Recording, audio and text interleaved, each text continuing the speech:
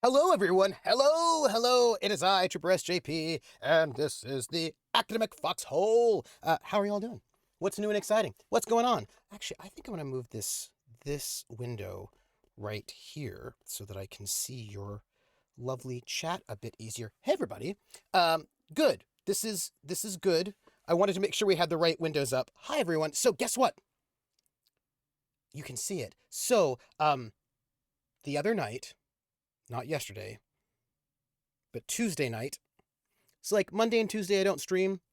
Um Sometimes I have rehearsals on a Tuesday, so I can I'm trying to do a lot of like housekeeping. So Tuesday night I hey Shaltels, I put up the LED lights on the bed frame so that I have light behind me because before it was too dark. I just felt like the lights were too dark. So this is them off, right? It just looks a little dark, and that was like, put LED strips on your bed frame, like so. And I was like, okay. And so then I did, and now I just feel like it looks way better. Um, Cheers making Tuesday doesn't want to hang out watching our pitches. No, I do. By the way, what is CR doing tomorrow night? I just like got out of it, but once they start up a new thing, I'm in it because I'm ready for it. I'm ready for it. So the only thing is I don't think the connectors are tight enough, and so the other colors don't really work. So that's green, which is only on one, it's only right there, and it's not on the top frame or the other side frame, and that's red, and it's the same thing, it's only there, and it's not. So right now, only blue, hello, there. Only blue is really working. But I feel like it looks pretty cool, and I'm excited about that. Um, Name yes. game.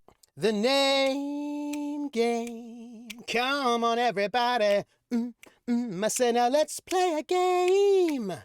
I bet you I can make a rhyme out of anybody's name. The first letter of the name. I treat it like it wasn't there. And then a B or an F. More an M will appear. And then I say bo at a B, then I say the name, then banana, fanner, and foe. Then I say the name again with an F, very plain, then a fee, fi, and a mo. And then I say the name again with an M this time, and there isn't any name that I can't rhyme. A frithiol, banana, fanner, fo, frithiol, fee, fa, mo, frithiol. A frithiol, Thank you for that resub, Iffy. Thank you so much. How are you doing? Yeah. Oh, uh, Rissa, thank you for approving of the new lighting. I'm going to see if I can get those connectors to be a little bit tighter so that maybe I can get the red and the green to work. Although, let's be honest, I actually prefer blues and purples to reds and greens, and I just think it looks better. So, it's not the end of the world that only the blue is connected, but I'm gonna see what I can do about it. You mean next week? Yes, I meant next week. That is what I meant. Yeah. So next week. Speaking of next week, what's going on over at CR next week? Because I'm ready for it. Um, yeah, I do. I listen to the dot. And if you strip it, like it's like a, well, first off, I always want the discotheque, all the hearts. Banana Fana. Whenever I see that shirt, it reminds me of how much I want a super sequel. Me too. Our honey baked shenanigans with the golden glory holes. Hey, Escape, how are you doing?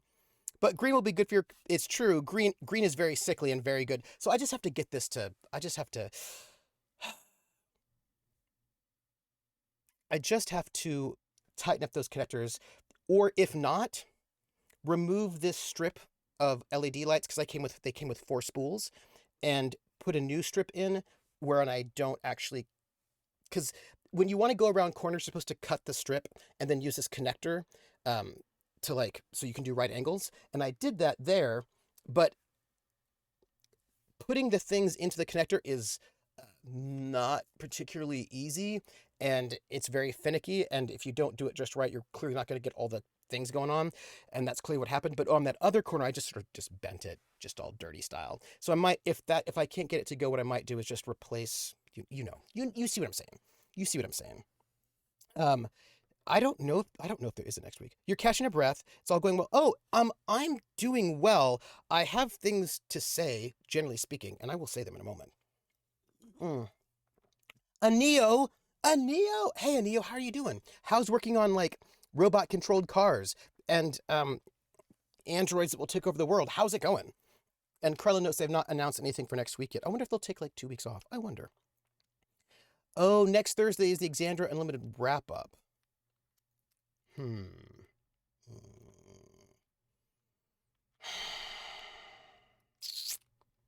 Probably won't watch that one because I'm not caught up, so I'll have to wait for the one after.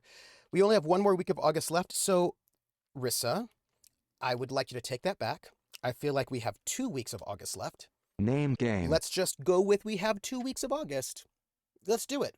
Also, the name game, 2 weeks of August. Come on, everybody. I said, now let's play a game.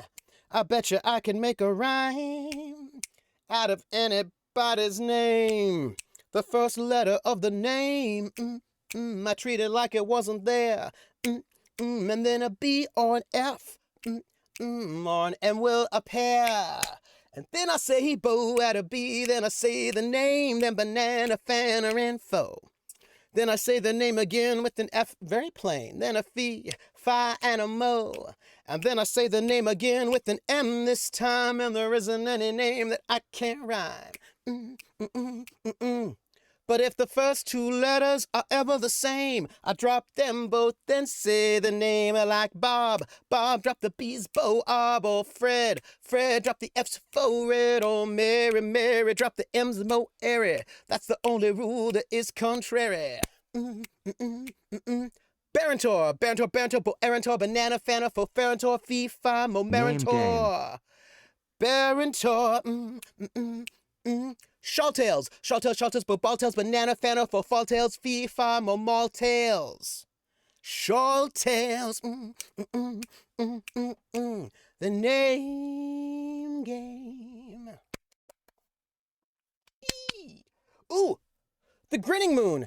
The Grinning Moon, ooh. Can I just say Grinning Moon, or do I have to say the Grinning Moon? This is actually important.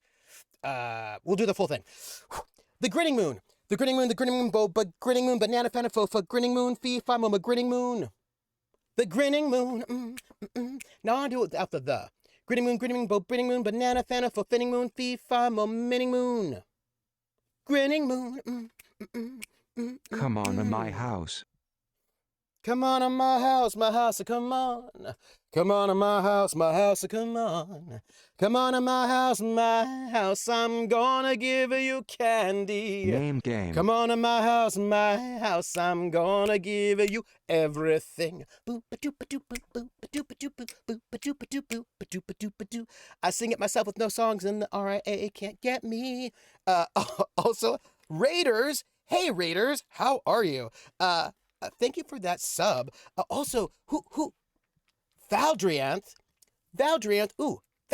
what were you streaming? Welcome in, Raiders. Also, Raiders, we should give them our super special raid command while we're here, because we've got Raiders coming in, and they should know, how we, they should know what we got going on. Here you go. This is not a raid. Ce n'est pas un raid. Valdoranth, tell us, what were you doing? What were you streaming? How is it going? Also, dinosaurs. That's what I want to say. This is all right. I feel like I'm missing. Do I have everybody? I think I have everybody. Right? Yeah, I do. Yes. Valdoranth, by the way, I love your icon. I think it's. I don't know who the artist is, but I think that art is really great. Did you do that, or did you commission it? Because it looks pretty awesome. Danger, you've gotten so good at these songs since I was there last year, and I thought you were already great. Thank you, Iffy. I appreciate it. I appreciate it very much. Valdrith, what were you playing before you came here? And also, welcome in, Raiders.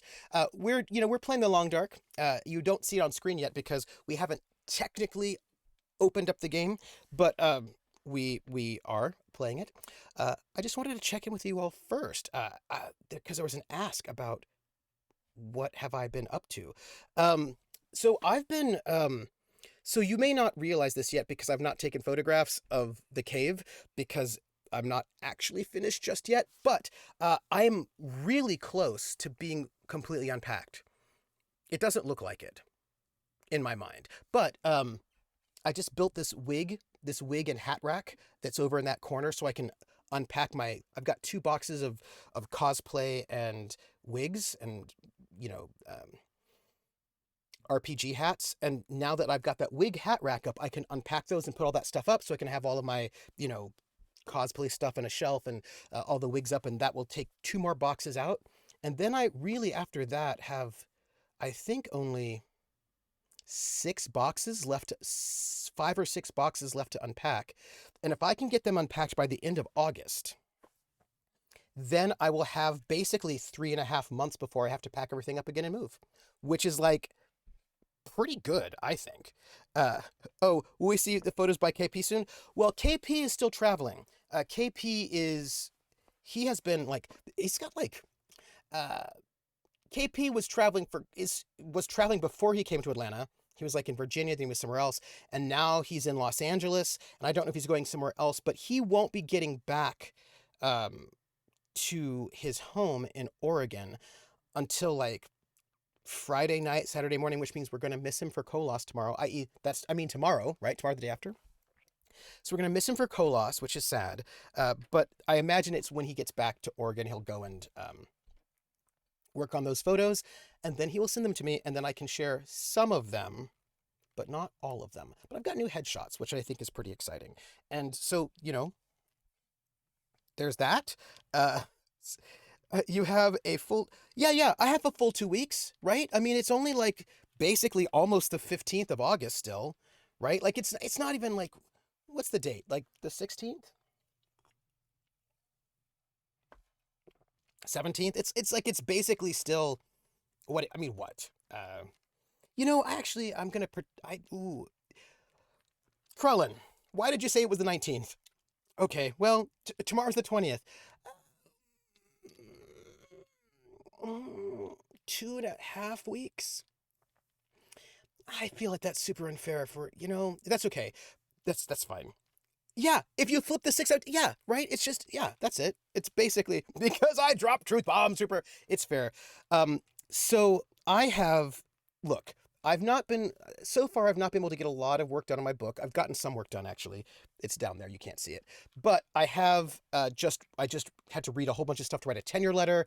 I wrote a reader's report. I have to write another's reader's report. I've got to do copy edits on the chapter, on this chapter I've written for this book. And so I've got a bunch of sort of academic things that are not my book that are due in the next couple of days. And I have done quite a bit of them already. So I have been productive on academic things, just not all of the academic things that I want to be doing, but I have been working some on the book. It's just not, look, I have a thought. If you never sleep, it'll double the time. That's probably true. Any progress made on my video game? Not yet. That's like slightly on the back burner, and it's so frustrating because that video game, I could probably knock it out if I just give myself like a couple days dedicated time. I could probably finish that up pretty quickly because I just have to like program the sprites, and I have like, it is close. I just have to give myself some dedicated time to finish it, and I will. Do you need a distorted time and cowl? Maybe I do. The animated lurk, hadn't seen that. Oh, yeah. That animated lurk is pretty awesome, and I love it. I love it. I do need a distorted summon cowl. I feel like that distorted summon cowl is what he really looks like when the camera doesn't shape him. I need to go to bed a little bit earlier than I have been, but it wasn't so bad for a while, so that's pretty decent. I've been eating pretty regularly, more or less, so that's pretty good. So like, not bad. And today's gonna be a 9:30 stop time. And then what else did I want to tell you? Valtiel, hello. There was a thing I wanted to tell you all. Oh yeah, Kolos is happening. Kolos is going on, which is really great. Krellin told me to do a thing a while ago, and I just haven't done it yet. And I think I'm finally going to do it soon when I have time. Soon. And I think I'm going to do 2 different things. So Krellin said that I should make a practice. By the way, I shared info about Aner in the Discord under spoilers. I saw the post, but I haven't read it yet, and I'm very excited to read it. No. Well, I'm gonna tell you what you said. So, right now, I have only one tier on my Patreon, and it's a $1 tier. And the thing about the $1 tier is that Patreon takes a certain minimum amount of their out of the of a pledge. So a $1 pledge, they take like quite a lot of it. And so um, Krellin said it's okay for me to have a $2 tier. So what I think I'm going to do, yeah, like if with a $1 pledge, I get like 37 cents or something out of it. So Krellin said it's okay for me to have a $2 tier. So what I think I'm going to do is create a $2 tier, which will be the new base tier. And then the old tier, which is the $1 tier, I'm going to lock. So everybody who's in it right now can stay in it if they want to. Although quite a few people who are in it are not doing $1, doing more than $1. So if you're in that tier and you can just pop over to the 2 if you wanted to, like they're gonna be the same. It's just that I'm gonna lock the $1 tier and have a $2 tier. So because it's yeah. Oh, you've been seeing a lot of $3 tiers. Oh, that's interesting. I'm gonna ponder that. I was also thinking, this is a thing that I'm like pondering. I have to think about it. Yeah, basically the $1 tier is the early adopter tier. Like I'll call it like, something cool. Yeah. So I'm thinking about doing a thing on the Patreon because somebody asked me to do a thing and I was like, sure. But then I was thinking about how to do this best logistically. And the thing is, somebody wanted to sponsor, and I'm like, cool. And I think that it will probably be easier if I make a sponsor tier that if you wanted to, right, you could do a sponsor tier, which would be, I think, $150. Because $150 will pay for the cast, but not me. Will pay for the cast and give me $10. And so if somebody wanted to, like, basically do that, then they could, and then we'd give them like a special shout out. Because that would be about, yeah, that would pay for one episode without me getting paid a month. And if they wanted to do that, they could. And I would like limit that tier. And yeah, so I think that's what I would do because somebody was asked about it and I was like, oh yeah, sure. And I was like, wait, what is the best way to go about manifesting that into the universe? And I feel like that's probably the best way to go about it is to just have it go through the Patreon and just have a sponsor tier. Somebody wants to like go full force. That's what I was thinking. And like, but like nobody has to do it if they want to, right? You could also just do it for like 1 month and just do that one time.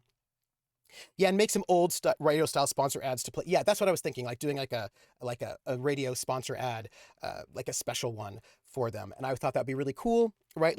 And yeah, so I was thinking like, yeah, like a or a coffee sponsor tier. I don't really have a Ko-fi. Yes. I've not really thought about Ko-fi very much. Anyway, I just thought that'd be kind of fun and very cool. And I only read it. Yeah, I don't.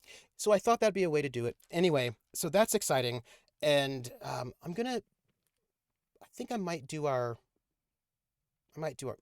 Nonetheless. So also the other thing I was thinking about is that I'm going to do. I want to do these arenas because those were really fun. I want to do more of them. These GURPS arenas, and I cannot do one for August because I've got rehearsal. I want to do them at the last Saturday of the month, but I can't do it in August because I've got tech rehearsal next Saturday. Makes it feel like August is almost over. Let's pretend like that's not true. And then September, I'm in this improv show with Unexpected Productions, which is a four episode improv show. And the improv show is for a show called Cupid on Mute. And it is an improv show that is sort of set up like a reality dating show. And I don't know if you know this, but there are a number of these reality dating shows that are happening right now that are clearly like COVID reality dating shows where people like don't meet each other. Like Love is Blind, right, is one of them where people are sequestered in rooms and they don't actually they talk to each other on the other side of like a glass, an opaque glass partition, so they just talk to people but they don't see what they look like because love is blind and you can just find out if you love somebody just by talking to them. But of course they also have only 2 weeks to decide if they want to marry some of these people. It's like, yeah, so like you've got 2 weeks to talk to people on the other side of this glass, and by the end of the 2 weeks, if you've not decided to marry one of these people, I think you're off the show.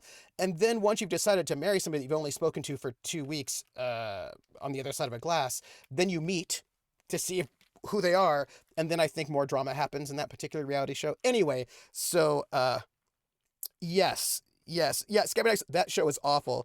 Yeah, it is a question. So we're going to go and do this. It's going to be for Unexpected Productions, which is one of these improv theaters in Seattle, which is very exciting. It's being directed by Funny Godmother. I was like, wait, she changed her name. By Funny Godmother will be is directing it, and yeah, Dan is in that group, but he's not in the show. So it's the people that you would know. So Funny Godmother, Cheryl, she's directing it. I'm in it. Ari Scheller is in it as well, and then a bunch of people that you probably don't know. But we're all going to be on a Zoom dating show, and I am I have a really tacky gold chain, right, for my character to wear, and I got a Shell Game. Shell Game, as a matter of fact. Shell Game is in it. I'm very excited. One lady on the show talks in a baby voice with a really bad vocal fry, but normal interview. Yeah, Skibback, it's true. It's true. Oh, yes. Yeah, so I've got a really tacky sort of gold chain that I am going to be wearing, and I just got the best shirt ever. The best shirt. The best shirt. It's the best shirt. I will describe it, but I won't show it to you, so you can at least be surprised by the actual imagery. I found a Hawaiian shirt that is sleeveless. So I'll be wearing a sleeveless Hawaiian shirt and that gold chain, and I'm pretty excited about it. My character's name is Chaz Montgomery, and I'm looking for love on Zoom, and it's gonna, yeah, yes, Shell Game is goes by Ari now. And I'm just gonna tell you, it is a very tacky, and I really feel like it's polyester. I mean, I only paid like $13 or $14 for this Hawaiian shirt, so I don't think it's made out of anything that is a natural fiber. Yeah. So sleeveless Hawaiian shirt, tacky gold chain. I am ready. I'm ready for it. I'm ready for it. I just want you to know I'm ready to find love on Zoom. So that's going to be Saturdays, 2 p.m. Eastern, 11 a.m. Pacific, over on Unexpected Productions in September. I wish I could do my Jersey Shore, but not yet. Not yet. Soon. Someday.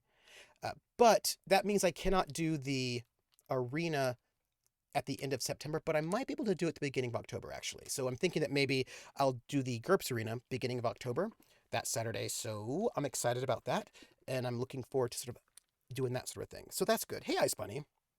So let me see. I feel like that's so I've been, doing my doing City of Light and Shadow, which is doing well. And there's been some death. I started having like basically like titles for each season, and the title is also an aspect, a game aspect, which then people can call on. And last season was Family Matters, and a lot of sort of family things became important. And I will note, when I pick a season title for this season, like the first season, I think I did it retrospectively, but then I started doing it moving forward.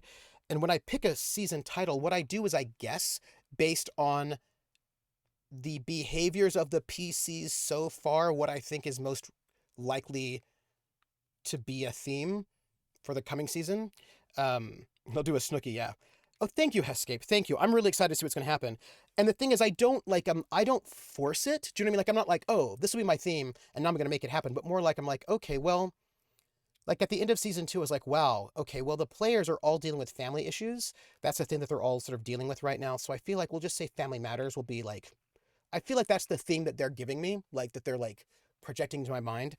So for this season, the season theme is exposure, because all of them are dealing with the press in some way. So both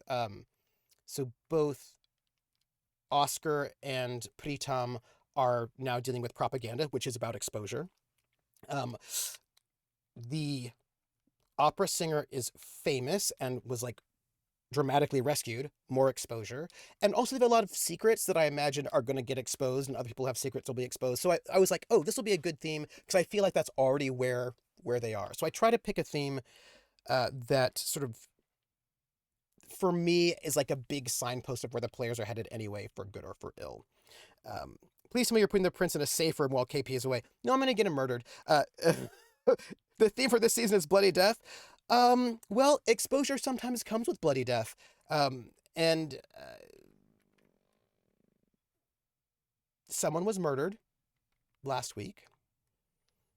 And yeah, so what's interesting to me is that right now, all of them have these very public persona who are able to hobnob with like the rich and famous. So they're very exposed, right? All of their persona are very exposed. And what's interesting about that is it actually reminds me of people like Josephine Baker, or a number of people who were members of the resistance, but were also very exposed personalities. So as they've all kind of moved into these very exposed personalities for this season, I'm very interested to see how that all works out. So that was sort of interesting to me, and we're going to see. Episodes 1 and 2 have been very shooty. That's true. We will see how that goes for them, you know? Well, there was an attempted assassination in episode 1. Didn't go very far, but that's going to be a problem. That's a problem. And then they murdered the mother-in-law. I didn't make them murder the mother-in-law. They decided to do it. So that happened. Yeah. And we're going to see. We're going to see how that all plays out.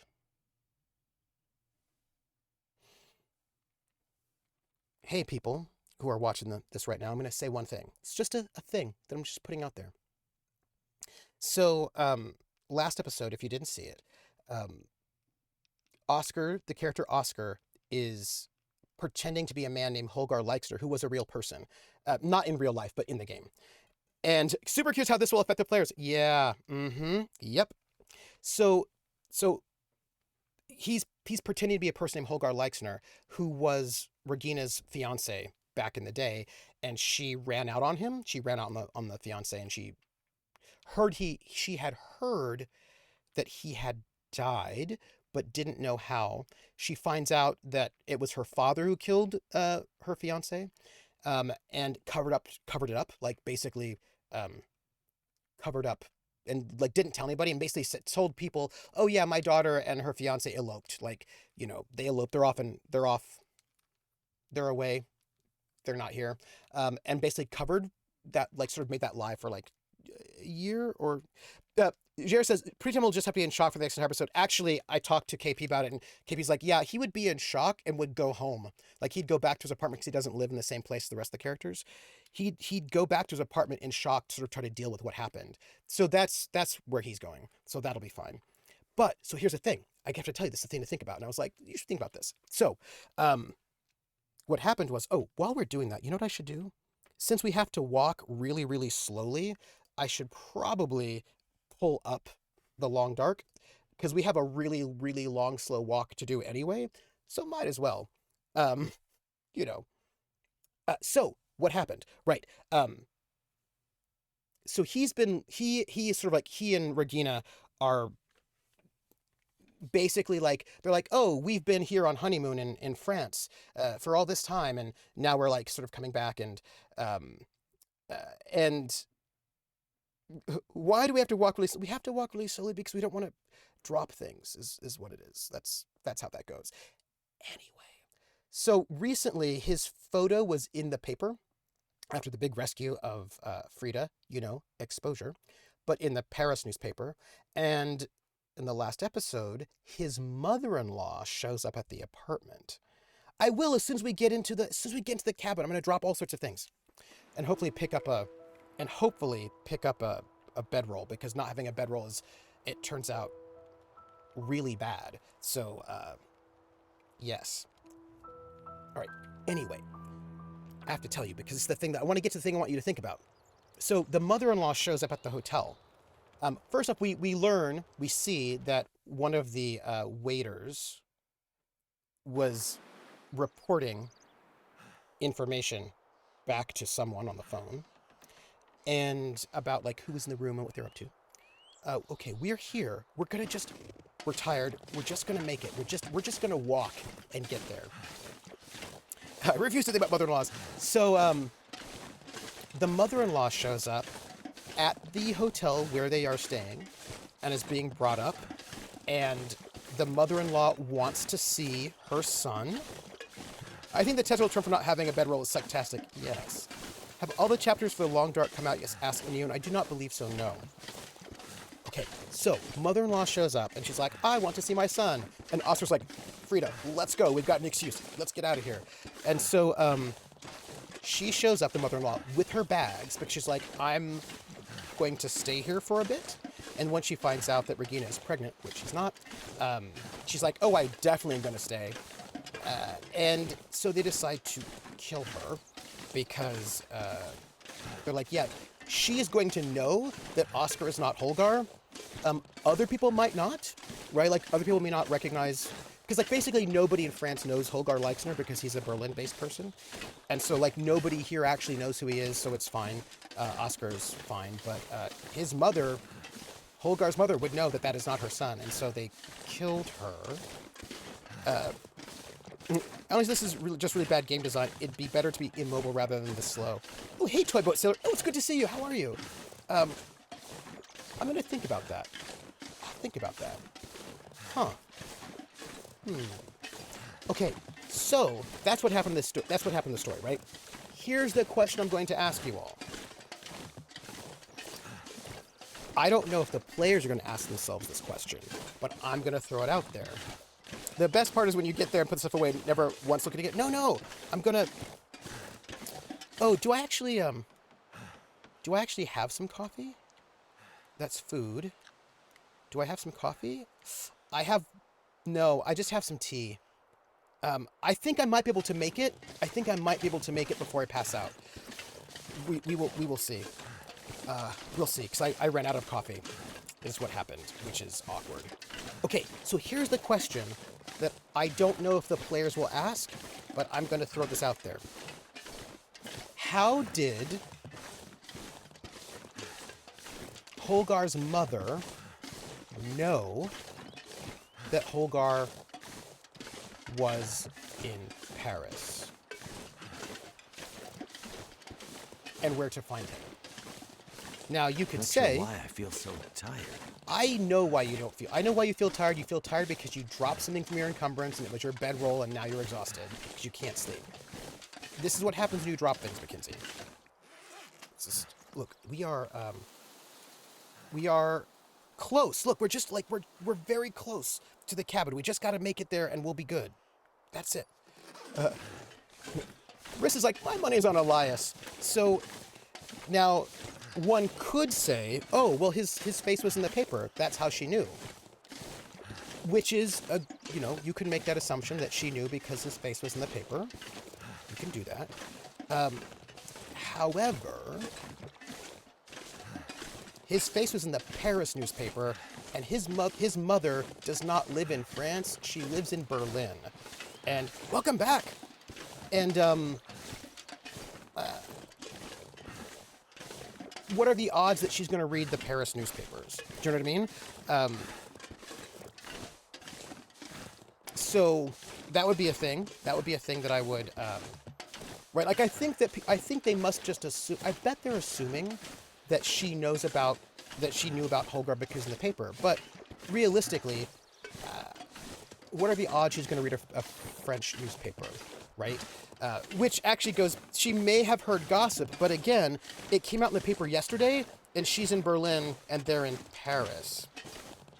Wasn't Oscar's cover when they're in Berlin, Regina's husband? No, it was not, which was actually one of the problems. And if she'd seen the paper, she would have known it wasn't him. Now, it was kind of a blurry photo, but nonetheless, right? When Oscar's cover when they were in Berlin was not that he, that's the thing that's very exciting. His cover when he was in Berlin with Sylvie was that he was just basically a roadie. He was like, I'm just a roadie, right? So he was a roadie. It was a beautiful group effort. It was so much drama, even more will be coming from it. Oh, yeah. Yeah, and Mother should know. If she saw it, there'd be like something a little bit different, right? So his cover in Berlin was he was just a roadie for the band and nobody special. And Nicoletta, the Viper, was like, hey, Oscar, I mean, roadie, what are you doing here? Why are you pretending to be a roadie? Why are you pretending to be a roadie? Because I know who you are, and you are not a roadie. Interesting. Also, here's my husband, Elias, who hates you. And he also knows that you're not a roadie. And he also knows that you're supposed to be in France right now. What are you doing? What's up? And of course, the Viper, Elias was at that party. I mean, Holgar's in propaganda, so someone in Berlin may know his mom, but did not know how he looked. Possible. So that becomes, I think, basically Nicoletta and her husband, Elias, knew that Oscar was doing something sketchy. She warned him so he could get out before the murder happens. I'm not going to dive exhaustion yet. We're close. So they escaped.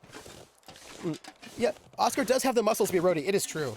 I think I may have figured out this highlight thing. Oh, you should tell me about it. Yeah, that second icon is looking real lean, but I might be able... I'm going to try to get as far as I can. And if I can't get any farther, I will see if I have any, like, caffeine pills or something. Because it's looking rough. It's looking real rough. And I imagine he's slower because he's tired, but he just needs to keep moving. And he's out of coffee. He is. So, Nicoletta and Elias know exactly who Oscar is. She knew him. She knew that he was pretending to be somebody else back in Berlin. Didn't say anything. Although mysteriously his presence, his death was reported in the Paris newspaper mysteriously. And Elias and Nicoletta are in Paris now. And they are very friendly with Oscar and Regina. I mean, Holgar and Regina. And they've not told anyone who they are. They know that Oscar has been reported dead. They know a lot about Oscar and Regina, and they've not said anything. They just want to be friendly. Maybe we get a new NPC, and maybe Holga's mom heard about Regina and her son are in France. Yeah, I mean, clearly she did hear, but the question is who told her? How did she hear? We're going to have to, everybody, we're going to have to see if we have any kind of, caffeine pills, because we are in crucial, what is this? Energy stem. Okay, this I could use, but it's a last effort situation. Do I have something else that I can, do I have like something? Last time someone tried to be friendly, Regina rejected and betrayed them. Yeah, you do not want to go and stress Regina. You do not want to come at Regina in any kind of authority way when she is stressed out, because she does not take well to that. She does not appreciate it. That's a thing we know. Okay, so we just found out that the only thing I have are these stim pills, and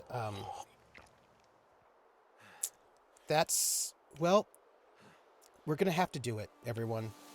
I'm going to save first. We're going to save first. Yeah, there was a tin of coffee, but I have to cook it. You can't drink the coffee raw. You have to actually set up a fire and then cook it. And I do not think that will be good at the moment. So we're going to take this stim pack, everybody. It's an emergency stim, and we're going to do it. Okay. Well, here we go, everybody. We're going to make it to this cabin before we pass out. We're making choices. Yeah, we had some tea, but I don't think the tea gives you caffeine. I think it's for something else. I think it's I don't think it gives you an energy bonus.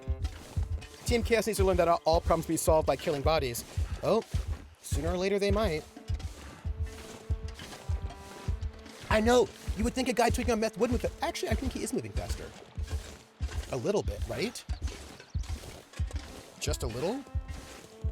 Yeah, so the big question that I don't know if they're going to ask is, how did mother-in-law learn that he was there and where to find him? Yeah. It's going to be fine. It's going to be fine. It's just fine. Yeah, so I don't know if they're going to look into that or not. They can't ask her because she's dead. They can't ask mother-in-law who told her that he was there because she's dead. Something's making me feel really tired. Oh, okay. That's interesting.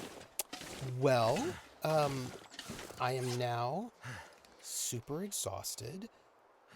I still have a bit of a ways to go. I know. Drinking that water may have been a mistake because it took a lot of time to do. Oh. But didn't I drink it before? Maybe I did. I'm going to... you know what? We're going to do this. We're going to see if drinking that tea will do anything. No, this reishi tea is for health purposes. Nicoletta is circling Oscar like a shark. Eliza... Coldrake, that is true.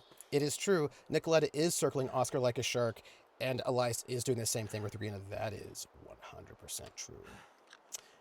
We could take the second stem. Let's do it. Let's do it. Yeah. I'm moving faster. I am. I mean, that is a thing. I am hearing a heartbeat.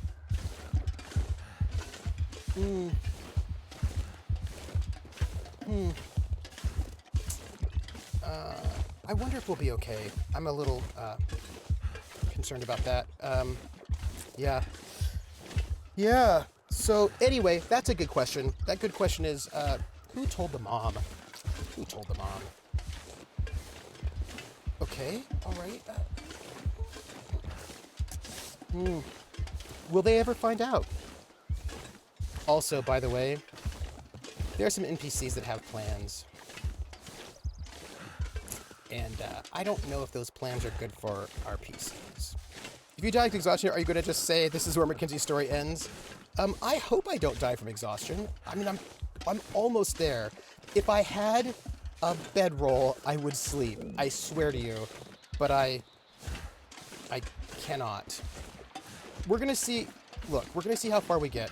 And then we will... Hey, Schmelzer! The gates? Okay. So... We're in a bad space. I'm getting weaker. I'm sure Eleanor is fine. I'm sure it's fine. I'm sure it's fine. I am sure that it's fine. Let's, eat this food. Maybe that will give him some energy. You know? Because eating food makes me feel better. I can't craft a bedroll, though. But you know what I can do? If I gathered more materials, I might be able to make one of these, a snow shelter. I need 15 sticks and 5 cloth. But I'm so close, everybody. I am so close. Look, I just need to...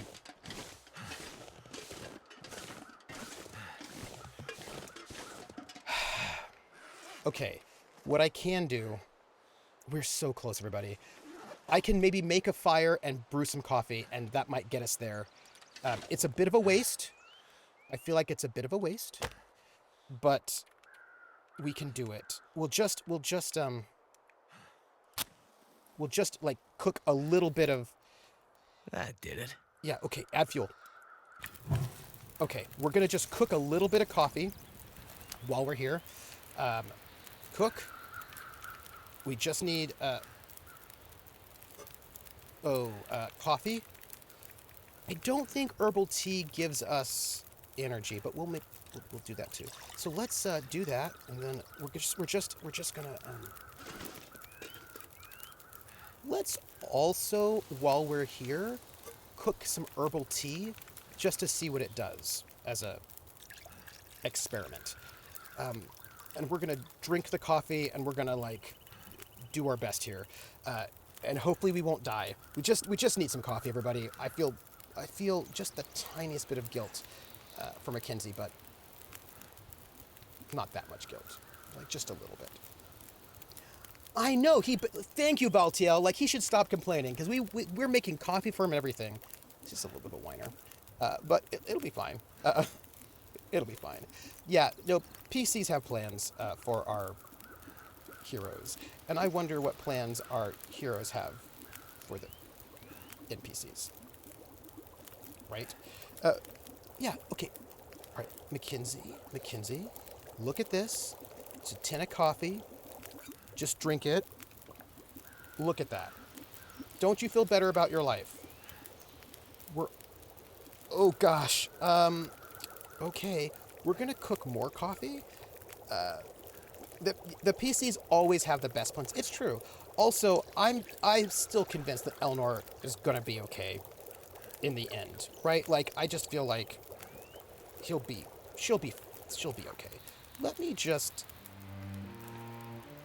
take this but not drink it, and let me cook more coffee. We're just gonna cook a bunch of coffee because I kind of feel like hey everybody, we're gonna sit here and make a bunch of coffee, and while we do that, we're gonna chat.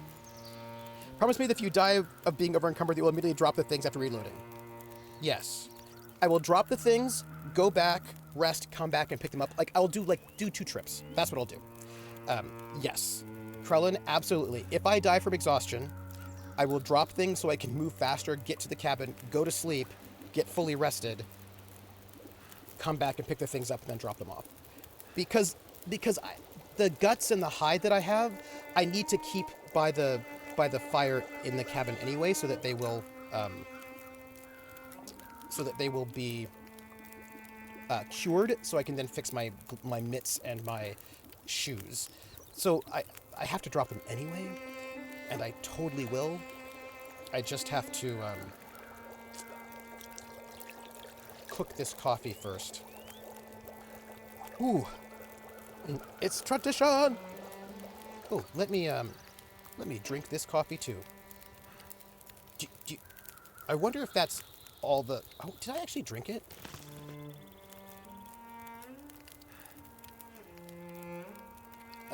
I must have done it. Here, look, tin of coffee.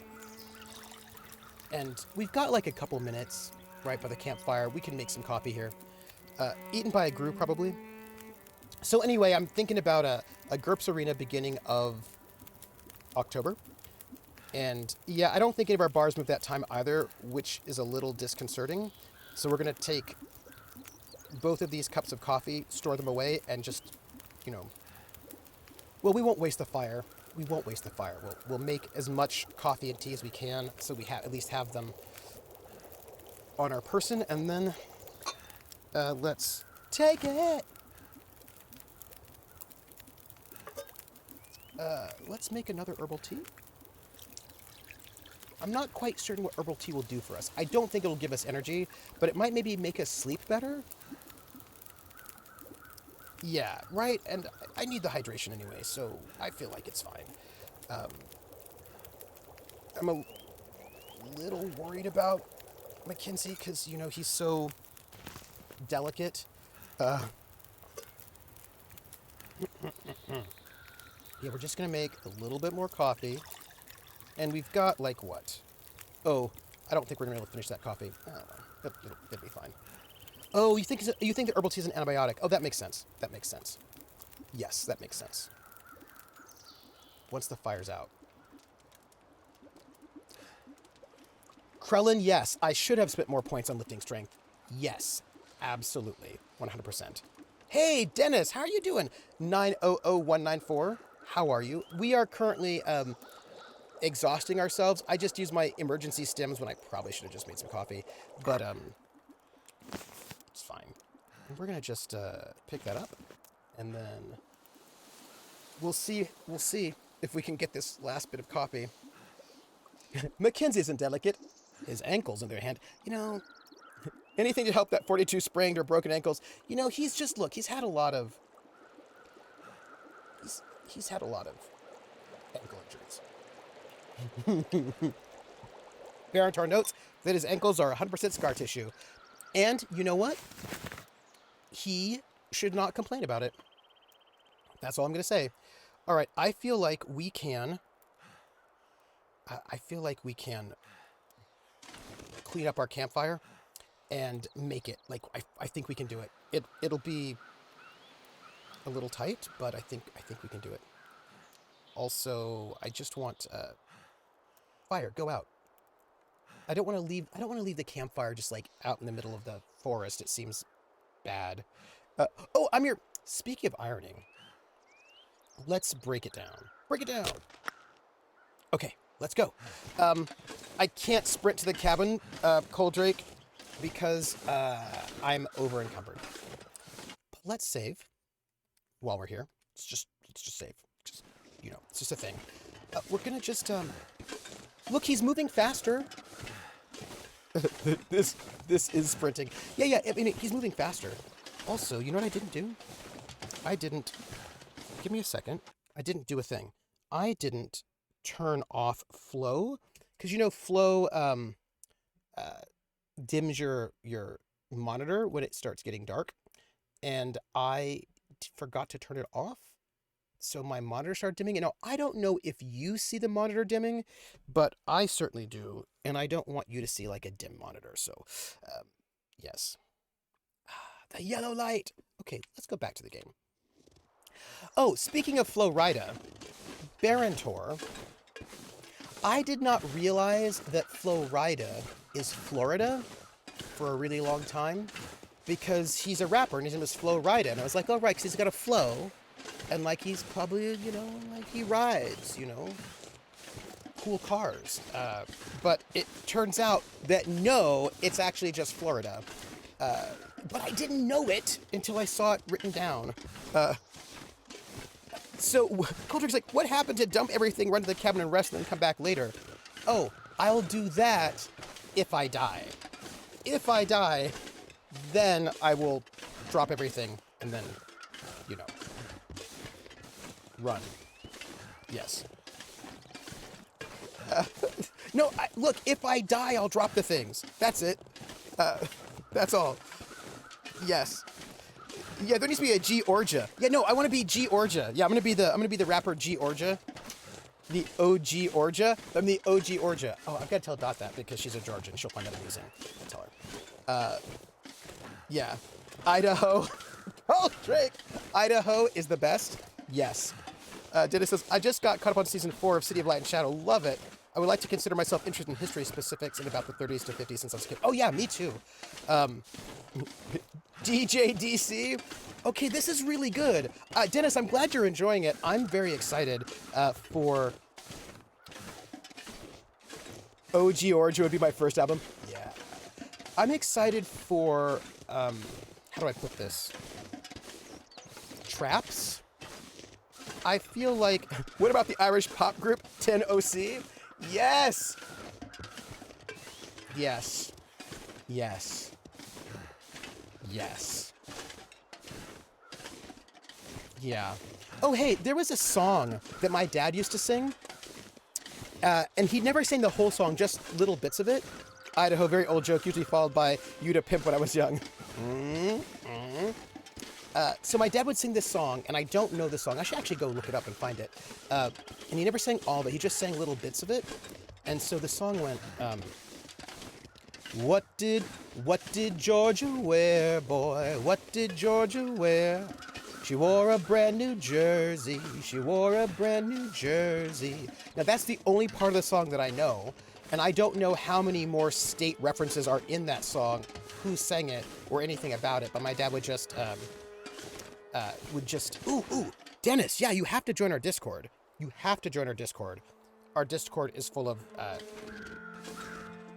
stuff. Good stuff. Yes. Oh, so many cool historical links in the Discord discussions. We have 2 different channels. We have the regular Kolos channel where people talk about all the stuff. And then we have a spoilers channel. But it's important to note what the spoilers channel is. I don't know. Alaska. What did Delaware? I don't know. Alaska. That's really good. That's really good. I'm gonna need to rest. Yeah, that's soon. it. It is what did Delaware. It's what did Delaware, not George. It's what did Delaware. We have a spoilers channel, but the spoilers channel is not really for you all, you viewers. The spoilers channel is a channel that the players cannot see. So the players are not allowed. Ooh, I have to make sure that none of the new players can get into that spoilers channel. I'm gonna have to check. But it's a channel that the players do not have access to. So oh, you did, Valtiel, could you put a link to it, to the song itself in our Discord? Because since it's a song my dad used to sing all the time, I would really love to know it. By the way, coffee is way better than these emergency stems. Just gonna It's gonna get a lot colder soon. Look, we're so close, everybody. I don't have any emergency stems left, which is probably bad, but coffee's bad. Wait, I was going to tell you something. What was it? Yes, right, yeah. So the spoilers channel is a channel that the players can't see, but you all can see. Yeah, coffee doesn't give you a full burst, though. Like, the stems bring you all the way back up to full. The coffee does not, but it also doesn't have that crash, so I'm not complaining. You're so close, everybody. I think we're not going to die. So, because here's what happened. In Season 2, Greg came in as Oscar, and Oscar was secretly a Gestapo agent sent to infiltrate that group to find out what they were up to, but the players didn't know it. But when his solo episode happened, the audience knew that he was secretly Gestapo, but the other players didn't. So I made this spoilers channel that was only for the players, only for the audience and not the players, so the audience could talk about things the players don't know. So it's kind of a strange, yeah, it's a sort of a strange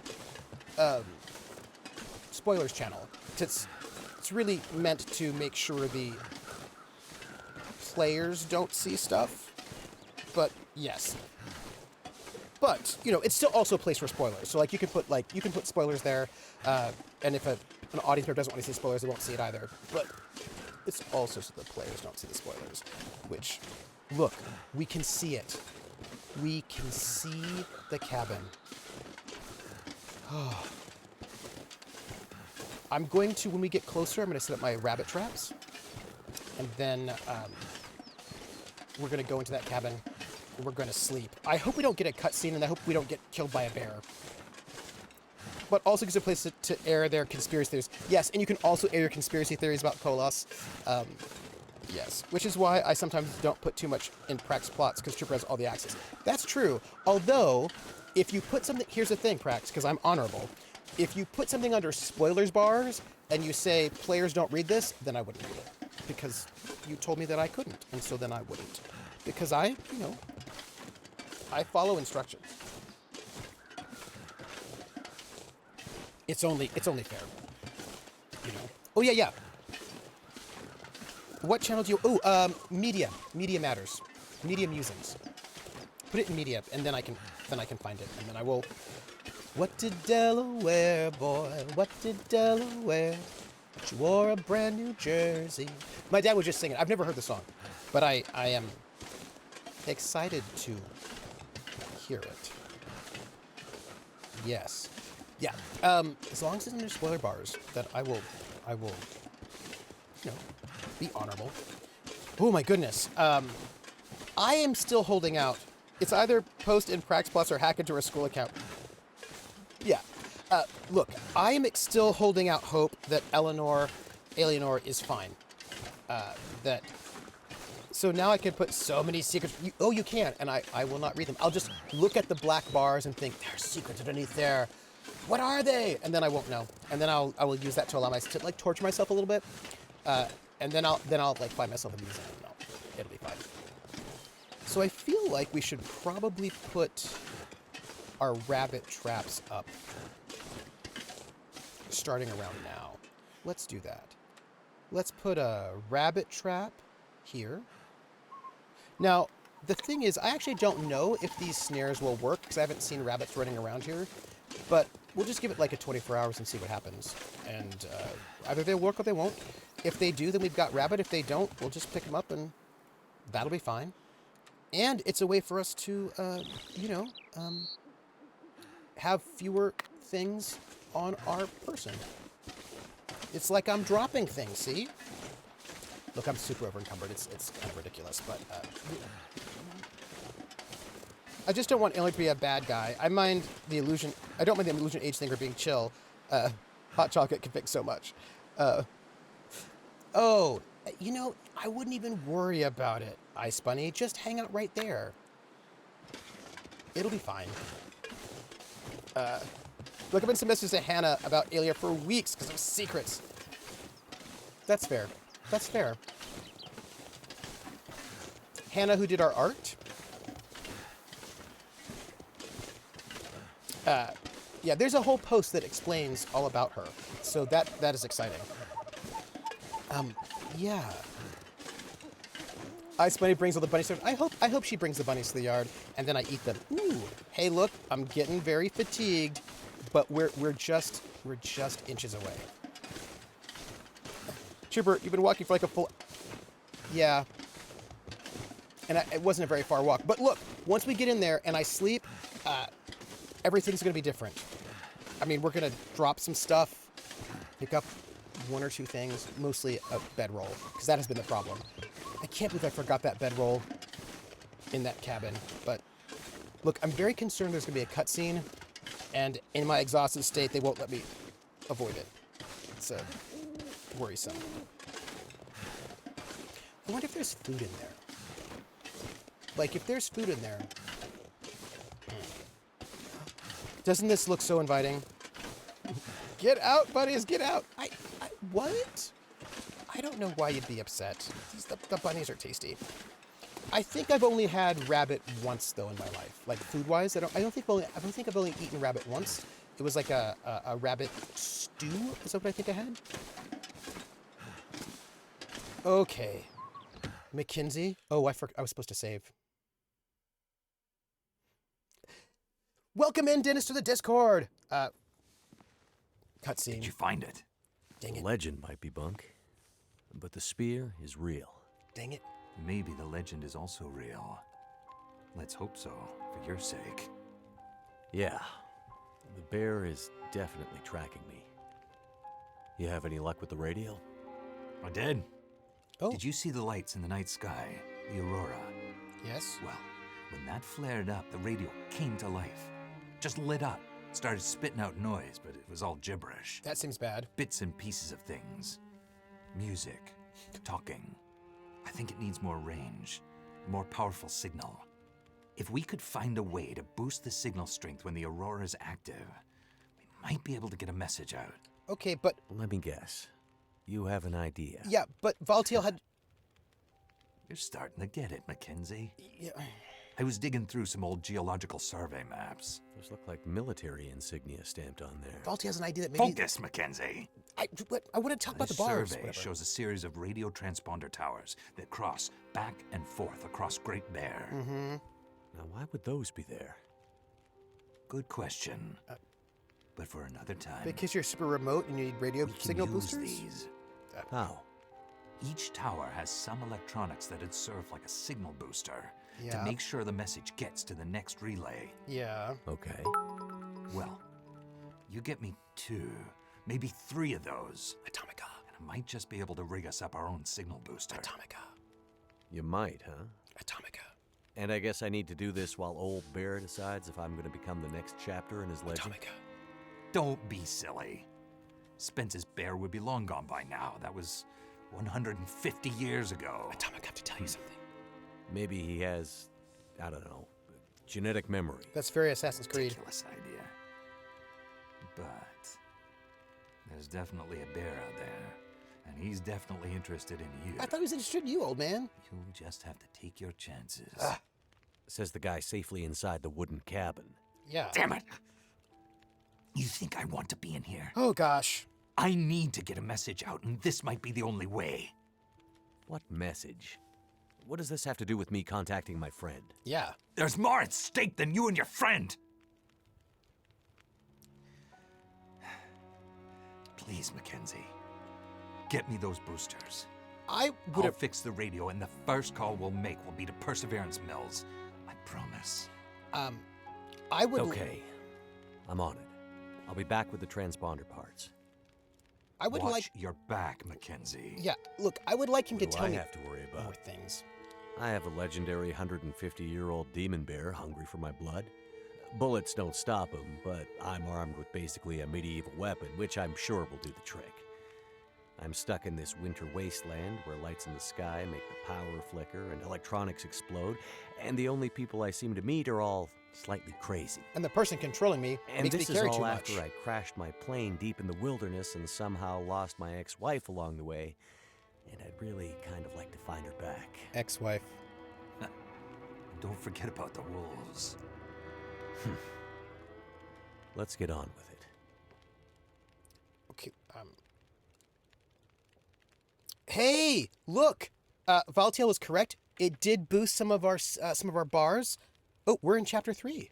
Hey, we're in chapter 3, which I think is the last chapter that has been released. Is that true? I feel pretty excited about that. I feel pretty excited. We're gonna just do this for a moment. Hey, Atomica, welcome in. I don't know if you noticed, but Atomica donated 100 bits. And there's a thing that happens here when that happens. When bits are donated on this channel,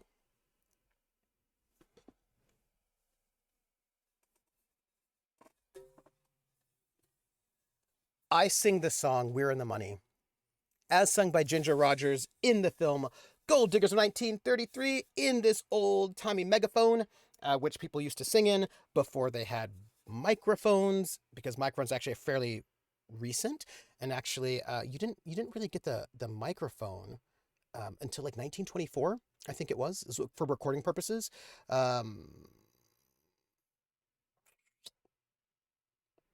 Yeah, I think it's about 1924. I can't remember if that's the electric microphone, but basically we get, yeah, I think it's the electric microphone. We get the microphone in 1924. Before then, they did not have electric microphones, and so all recordings were done. And I want to tell you this story, but I'm going to sing the song first. I'm going to sing it, but I'm going to sing it as Ginger Rogers did, which means I'm singing it in Pig Latin. Also, I still have to do my stretches for today. I still don't have really good mobility, but.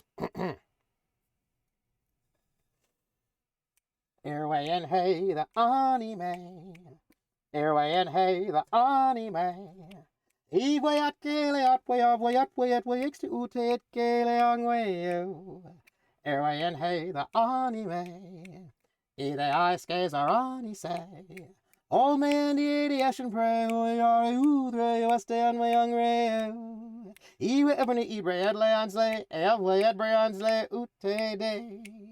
And when we see the end, we'll look at the eye, Garrett in the eye. We're in the money, we're in the money. We've got a lot of what it takes to get along. Thank you so much for those bits, Atomica, which give me an excuse to sing that song. It makes me very, very happy. Thank you so much. I wanted to tell you something. Yeah, so here's the thing. I don't know if I told you this before, but before you had the electric microphones, when people recorded songs, you know the old Victrola with the big bell? You know, you've seen the images of the old record player with the huge bell, right? It's like a beautiful bell, and the bell goes down to like a little circle with a needle, and you place the needle onto the record, wind it up, because these were mechanical, not they were not electric. These things at times you used to crank it up, right? Put the little change will turn, put the little needle on it, and all the little sound would come out of the bell because there were no speakers. That was like the big megaphone was the speaker. Oh, you woke up with a song? Yes. So back in the day, how they would record music before they had electric microphones is that they would basically use a version of the record player, but they'd put a record on the turntable that didn't have any grooves on it, that was like completely flat. Or if you went a little bit earlier, they'd be using cylinders, because there were two competing. It's like VHS and Betamax. They had they had cylinders and they had flat plates. The flat plates one.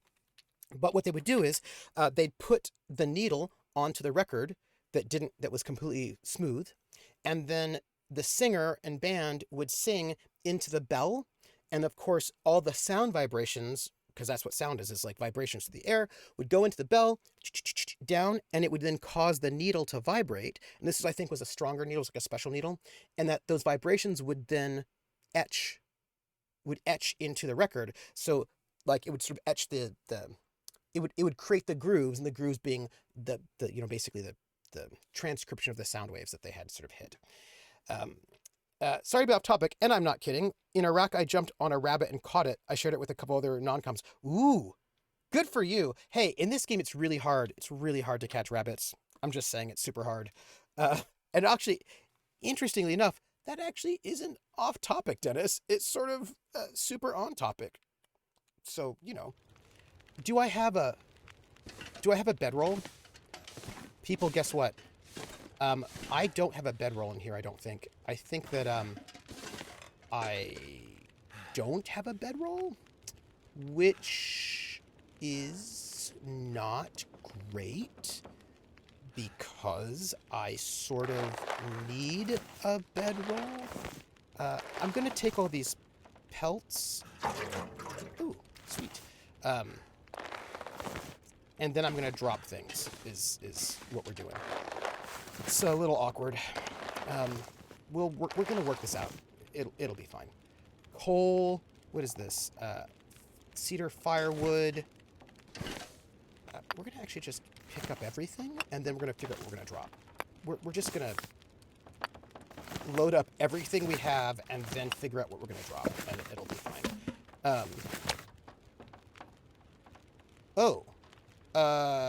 This is ruined. Okay, we're gonna have to cook that. That's fine.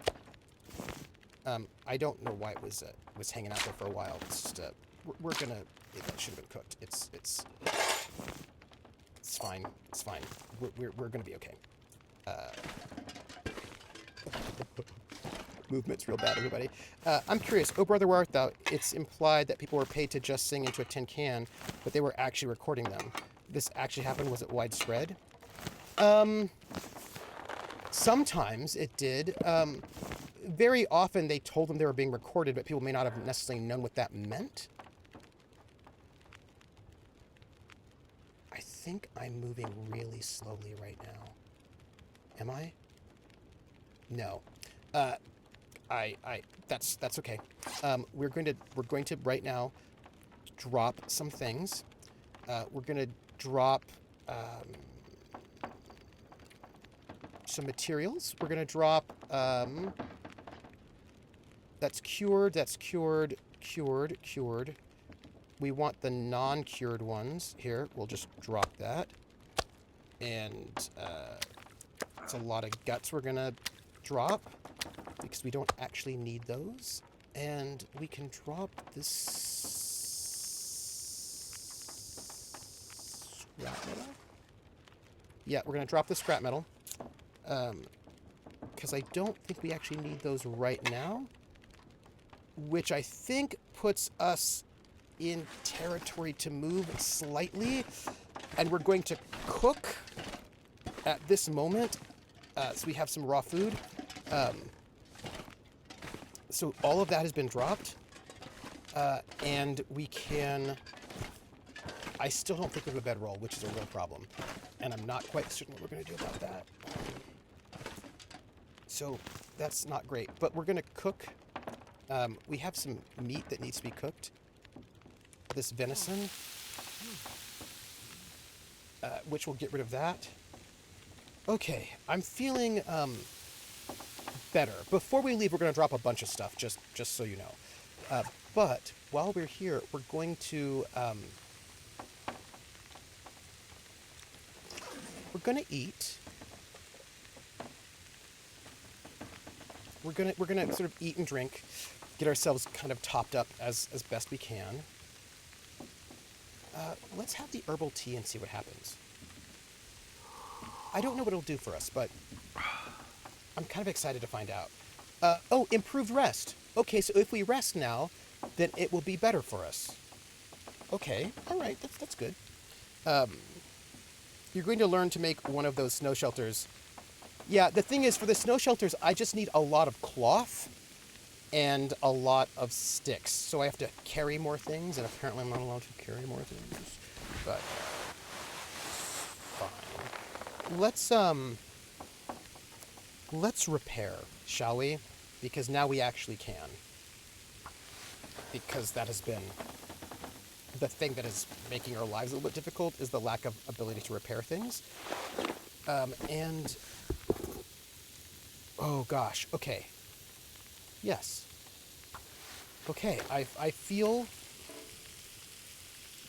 Wait. Am I out of cured leather? And it failed.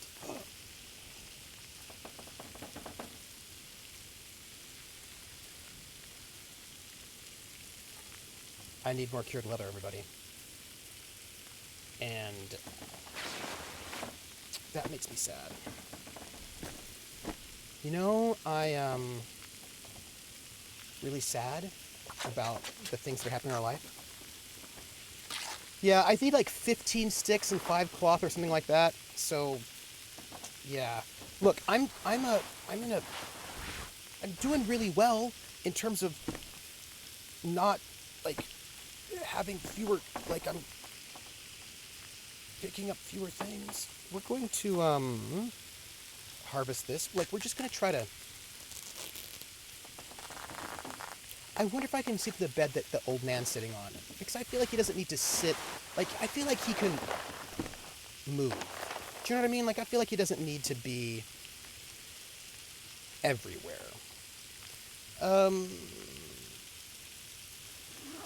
Oh, thank you.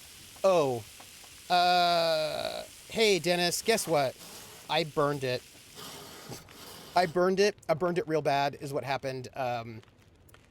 Yeah, so I was too busy repairing things, and so then I burned the venison, and it's dead. And, oops! So that was bad. Not great. So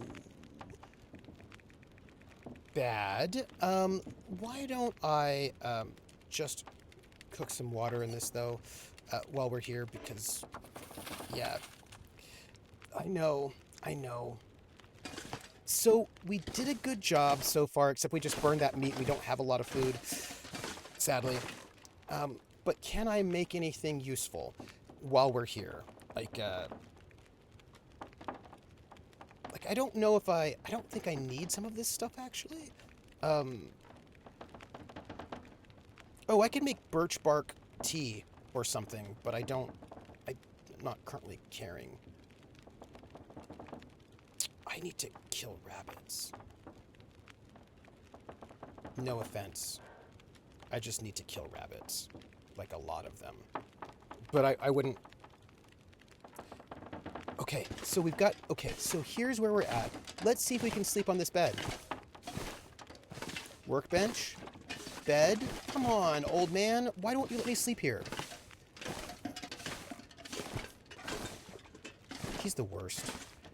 He's just the worst. Like, I disapprove. We're gonna dump things from our inventory right now.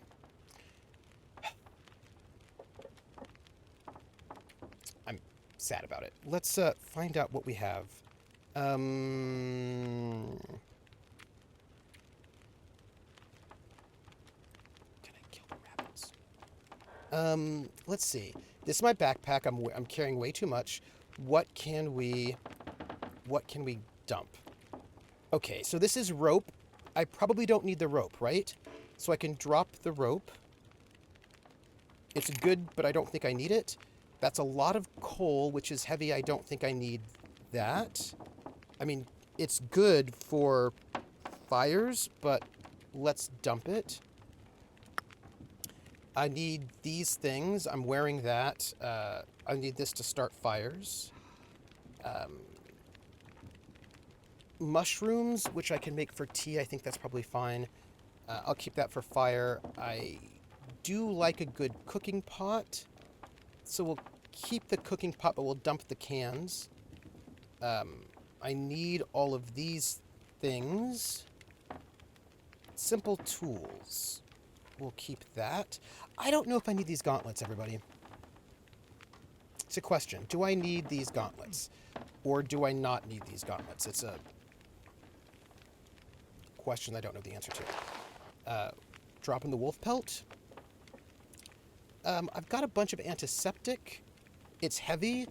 I'm going to drop 2 of them so I only have 1 because I feel like we can come back for more if we need it. This jerry can's running out of... Okay, it seems fine. Flares are not that heavy. There's a torch. I don't think I need it. I don't think the gauntlets are better than my normal gloves. Alright, I've got some flares. We'll keep those. Lantern fuel, that's... got a bunch of lantern fuel, but I feel like we should keep it. Cured gut, we'll drop that. Flare shell, it's fine. Worn work gloves, again, we'll probably drop this as well. Water purification tablets, only 2, looks good. Let's drop these cans, even though they're not particularly heavy. But if we use the pot, it'll be... We'll keep 1. And then I've got... This is not... No, this is particularly heavy. So we'll keep that. Let's drop these guts and this pelt. We'll keep the firearm cleaning kit, the magnifying glass. We're going to keep all the sewing kits because we burned through those. Yeah, I feel like we're going to keep all the rest of this. And yeah, that's it. We're down to 49 pounds. Yeah, we could, let's see. The only thing that we have that we're not wearing are these gauntlets. And the thing is, at the moment, they're not better than what we're currently wearing, but they could be if we fixed them up, if we repaired them. But, I dropped the leather. Can I sharpen the hatchet? I can. My whetstone might be dying on me, but I can. We will sharpen it again.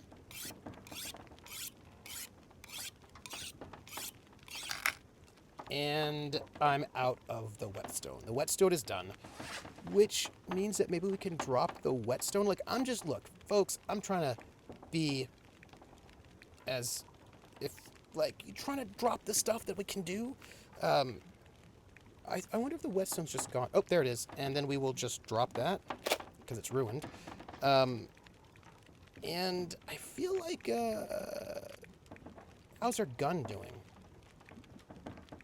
Is our gun doing well? It's 93%, it's pretty good.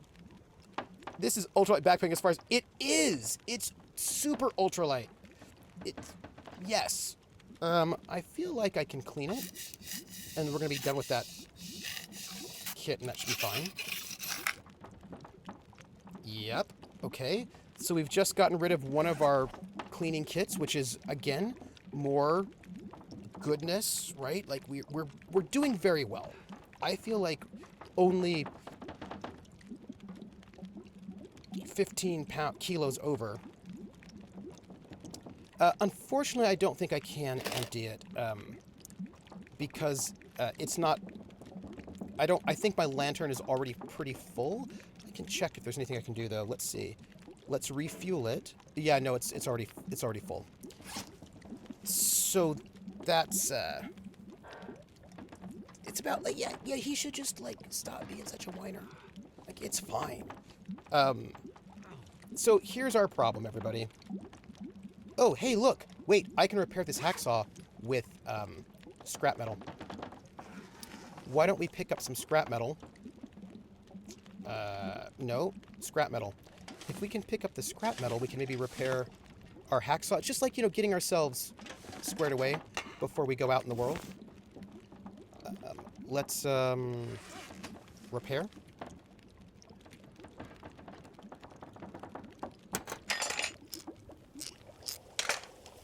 Mackenzie would be the guy with the 85-pound backpack who brought the actual cool movement to the table. Yes, he would. As well he should. I feel like we've been doing really well. Tables are important. So it looks to me like we have... Oh, hey, and you use scrap metal to repair your toolkit. This is good. No, Prax, I dropped stuff. I have dropped like 15 kilos. I've dropped 15 kilos. I've dropped so much stuff. You should be proud of me. Like, I dropped a lot. Oh, no, that wasn't what I wanted to drop. Sorry. Dropped the wrong thing. I wanted to keep that jerry can. But, like, look, I'm moving around like a regular person who doesn't have a bedroll.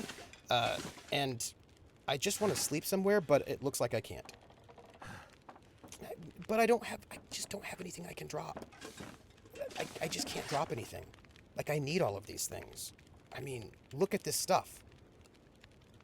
Because the jerry can is what I need to refill the lantern.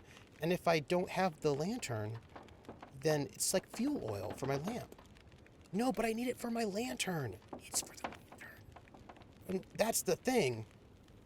It's the thing. When it's dark out and I'm wandering and there's like badness and I need light, I need it.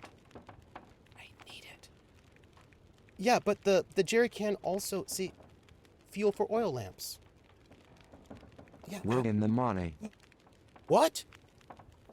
We're in the money. First off, wannabe supporter, thank you for that. Thank you for all you do to make an engaging community. Thank you for the incredible conversations and interesting topics. Thank you, wannabe supporter. I had a topic I wanted to bring up, but first, I'm going to sing We're in the Money, as sung by Ginger Rogers in the film Gold Diggers of 1933. And so, you have so much lamp oil, put down the jerry can, but what if I run out? I could run out. I mean, I'm gonna think about it. I may not need all of it. Like, maybe I could drop the jerry cans and then keep the lamp. Like, I'm gonna think about it. I'll think about it, but first I'm gonna sing We're in the Money, as sung by Ginger Rogers in the film Gold Diggers of 1933, which means I'm gonna sing it in Pig Latin. Airway and hey, the anime. Airway and hey, the anime. Iwayat galeat wayat ixi utet galeang wayo. Airway and hey, the anime. Either I say or I say. Old man the aviation prayer uliare udre was stand wayang rayo.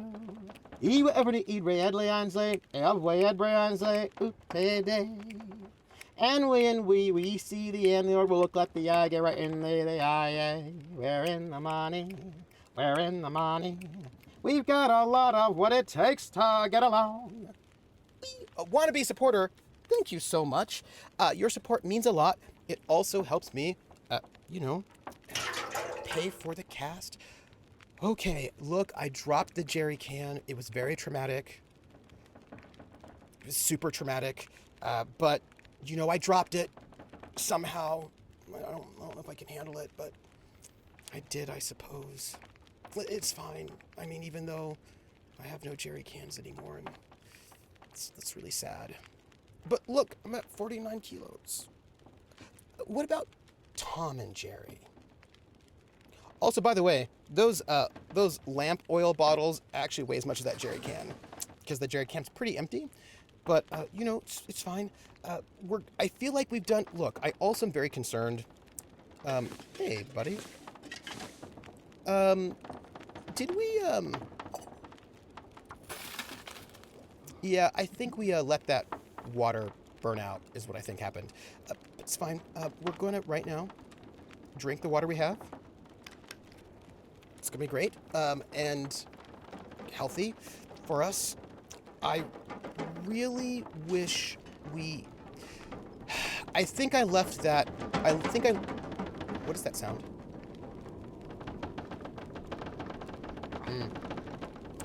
I think I left the bedroll in that one hut Does that distress you at all? The sound of the rattling wind? Look at this stuff. It isn't neat. Wouldn't you think my collection's complete? Or maybe it's, yeah, yes. Yeah, it's probably a blizzard. Bad windstorm. Maybe is it? Ooh, gosh, that's really good sound design. Also, makes me a little nervous actually. To be honest, I'm like, what? I don't like it. What if I go outside and the bear's there and he tries to kill me? Also, what? Look, I'm gonna do a real quick.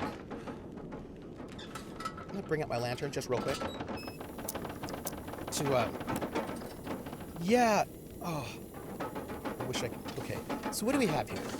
Is there anything useful that we could take? It does not look like it.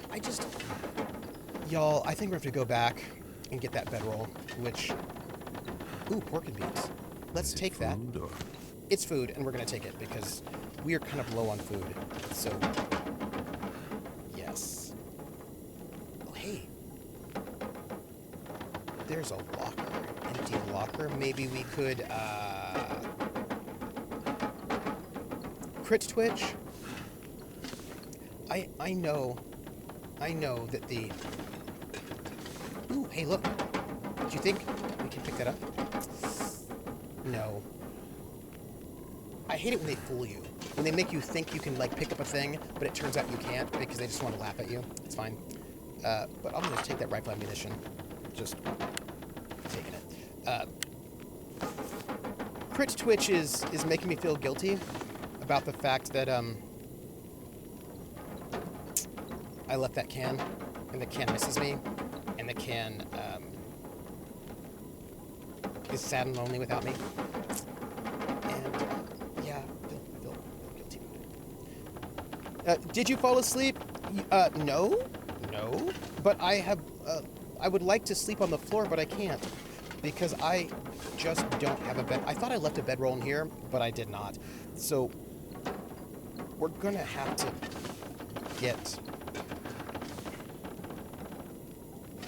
another one. Speaking of which, let's put out our lamp.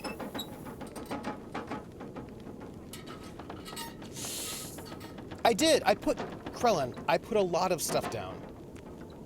Frax thinks I should put more stuff down, but I put a lot of stuff down. I am technically over encumbered, but I'm way less over encumbered. I'm only at 49, I'm only like 15 kilos over, which I think is really good for me. I have a mild. Oh, okay. So we want to drink tea before we go to bed. That's what we want to do. And I think we're going to just cook some tea. So that we... Yeah. Also, I think we might have 2 cooking pots. And if that is true... I don't think I have enough water. I don't think I have enough water to cook tea. Yeah, if I have a second cooking pot, I will definitely drop it. Because... Mackenzie? Stop complaining. Stop being a whiner. I do have an extra cooking pot. I'm going to drop that one. Okay. But we're going to have a cooking pot, just not that one. So good. Look, see? Dropped. I don't have enough water, everyone, which is sort of... It's a little... Yeah, I don't have a lot of water, but we're going to solve that. Also, we're going to have to pick up a bunch of stuff so I can build a snow hut, because... You know what? While we're here... Why don't we, Do I not have a... Huh.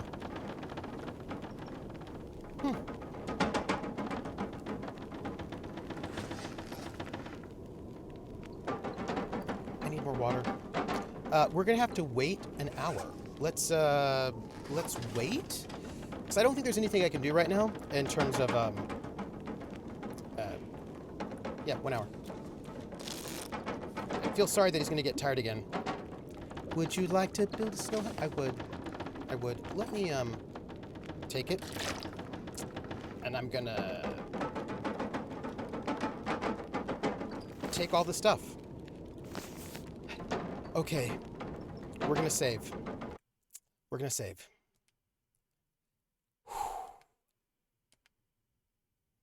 I know, I don't think I could sleep in that room. Unless I was super exhausted. The problem is it's not been a day, and I'm concerned that going outside right now is a really bad idea. Because I also can't see anything. So I'm concerned about choices. I had a topic I wanted to ask about. Why don't we just step outside for a moment, shall we? And see what it's like out there? Throwing flares and torches have a chance to deter wolves. Oh, throwing flares and torches. Okay. So it's windy, but it's not too bad. It's not too bad. It's not too bad out here.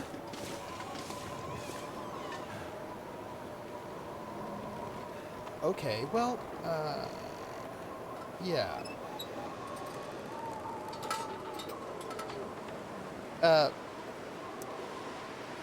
Yeah, it's just not too many. It's just the shack is terrible. That's true. Let's go to our journal. So we need to go and go to these things.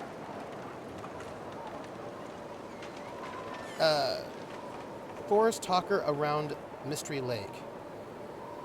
Okay, so there's some things we got to do. That's cool. Got stuff. I'm fine. I'm not. We have to find a bedroll. Like, I just don't know how else to tell you. We have to find a bedroll, or it will be bad. So,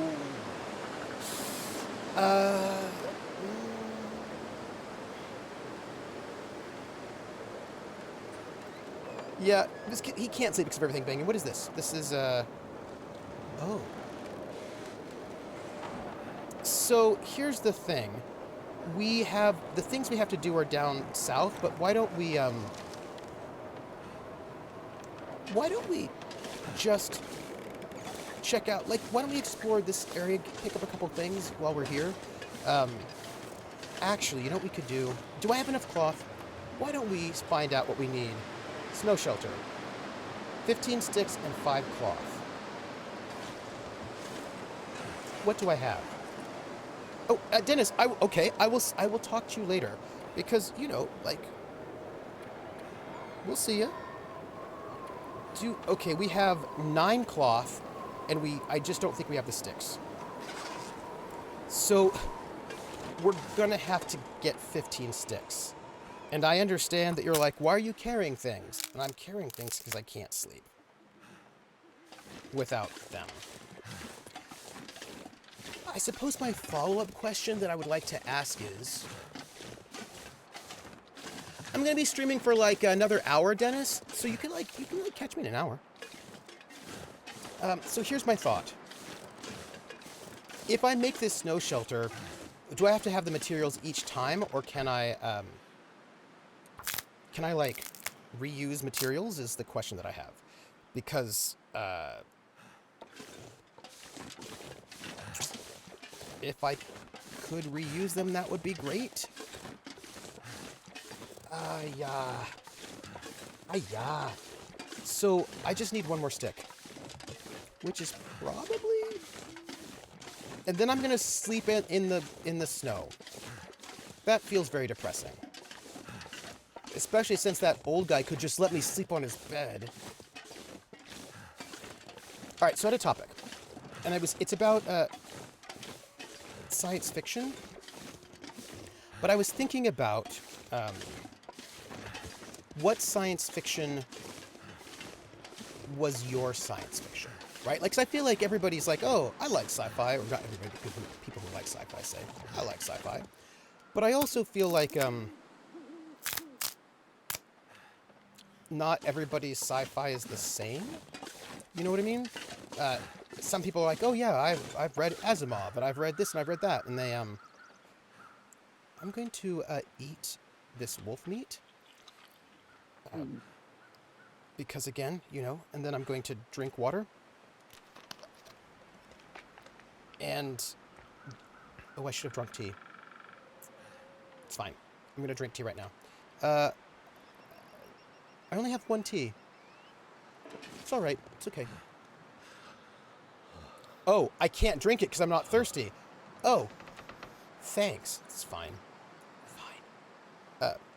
Delyn, Delaney, Atwood for stars. Right, okay, yeah, so, and also, but also maybe your sci-fi is film and or television as well. So I would be interested in knowing what people's sci-fi was. Okay, let's build it. Ghost in the Shell. Ooh, nice, yeah, Ghost in the Shell. Mm-hmm. Hey, do you think that this snow shelter... Let's use it. If I dismantle it, do you think I, get to keep... Looks like I survived another night. Yeah, but I want to sleep. This is not giving me sleep, though. I see what this is. This is not a sleeping place. Good to know, but not a sleeping place. Neuromancer, Blade Runner, yeah. Yeah, it's to get out of the weather. So let's dismantle. Yeah, it's just a windbreak is what it is, it looks like. So if you get caught in a snowstorm, I suppose. Well...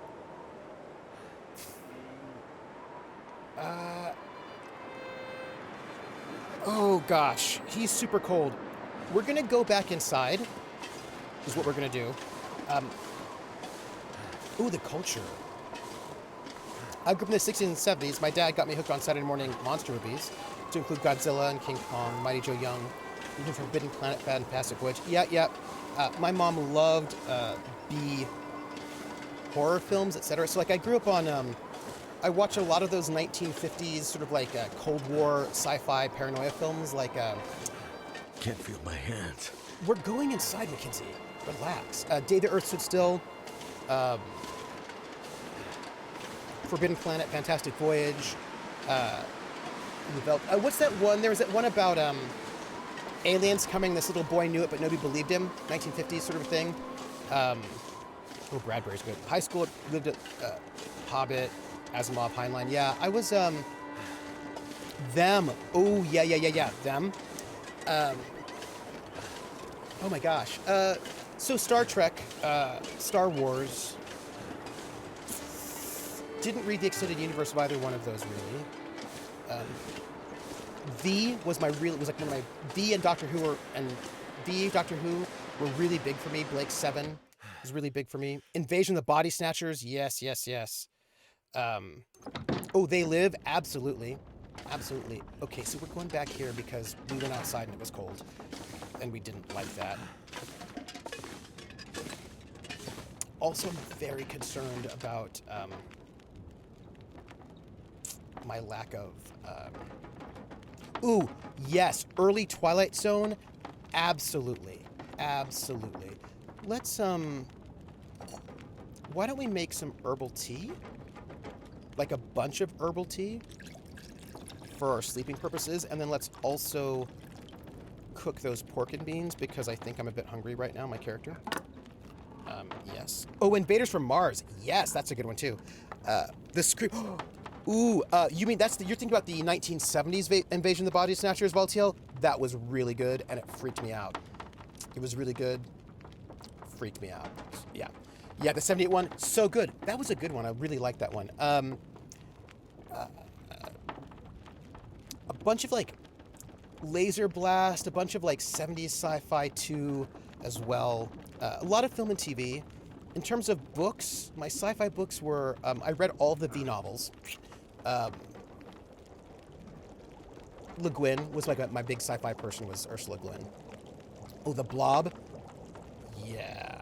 Oh, The Fly. Oh, The Fly was, Twilight Zone, Outer Limits.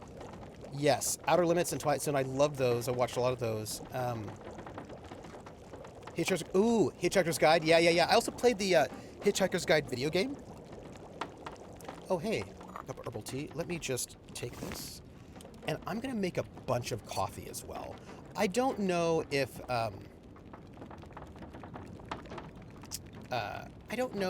how much that weighs you down, but I have the water anyway, so I feel like that's 6 of one, half dozen of the other. Let's eat it. Alien and Aliens, absolutely. Also, elements where a robot was put on trial because he accidentally killed his creator and got killed seeing a small grenade. Okay, so I'm feeling pretty good about this, right? Like we've got a bunch of coffee now. At least I think we do.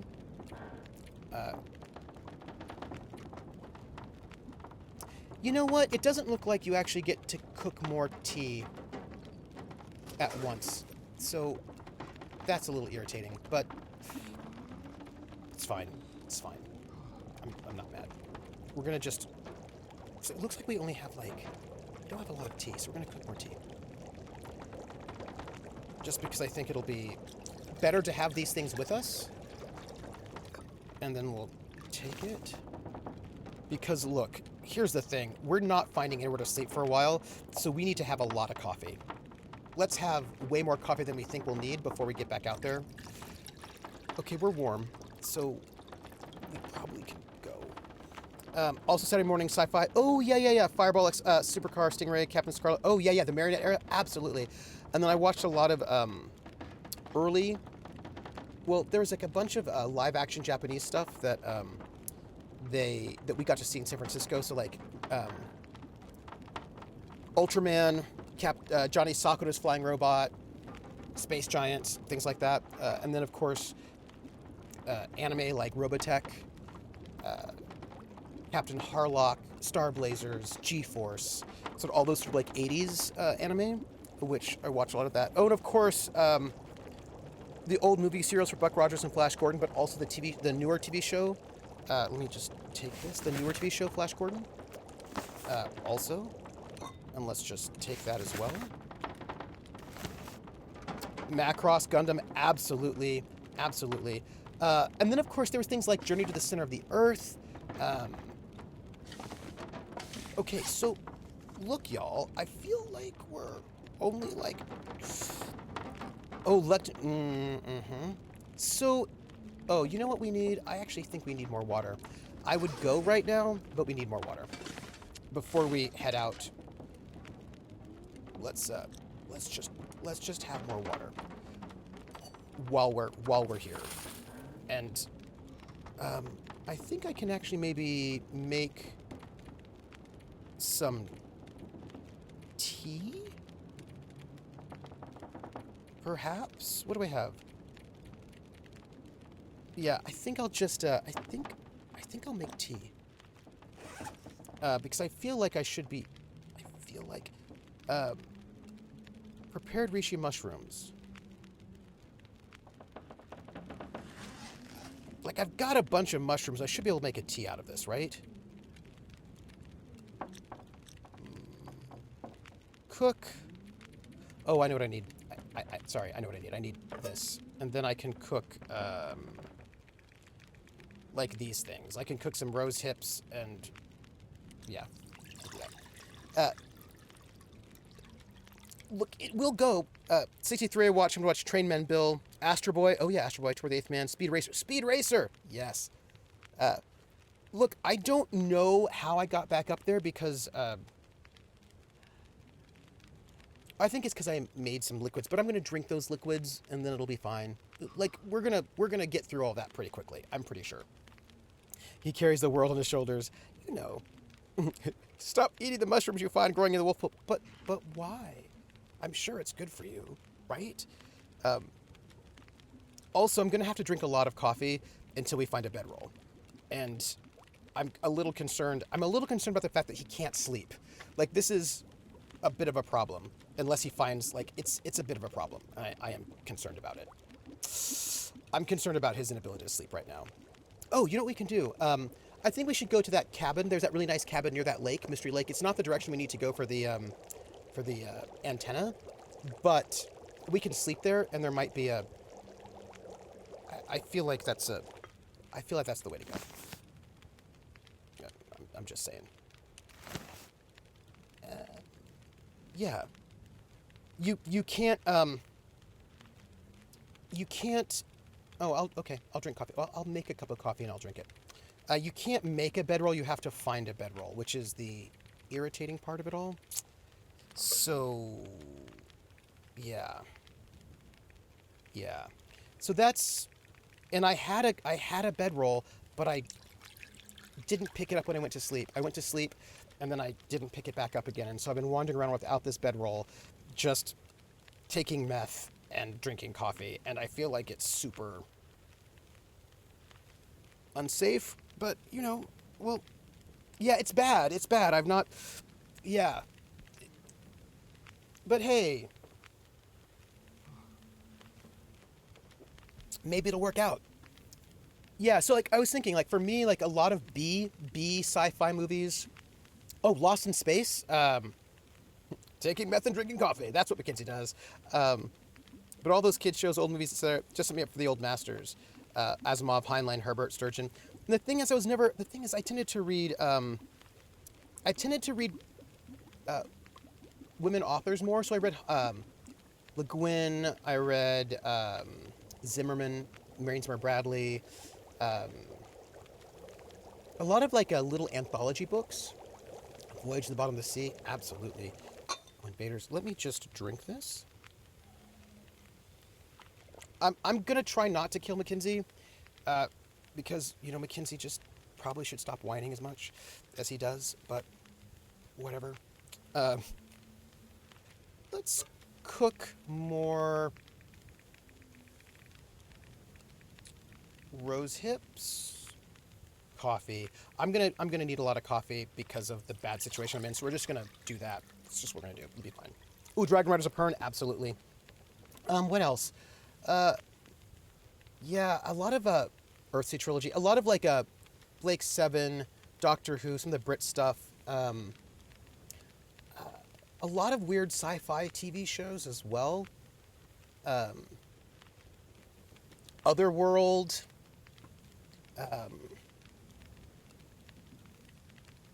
Buck Rogers, Flash Gordon, old and new, Battlestar Galactica, old and new,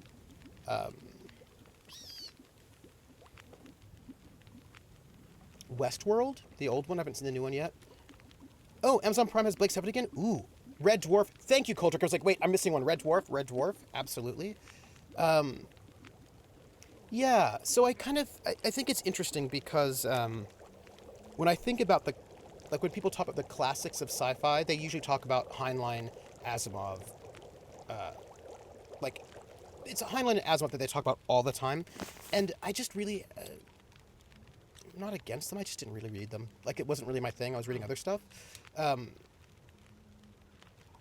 Yeah, so I always feel like I always feel weird, right? Like, even though I watched Star Wars and Star Trek, I didn't read the Extended Universe books. I read a couple of the comic books, but I watched the main media and I didn't sort of read other stuff, which makes me feel like I don't know. I feel sort of like ooh,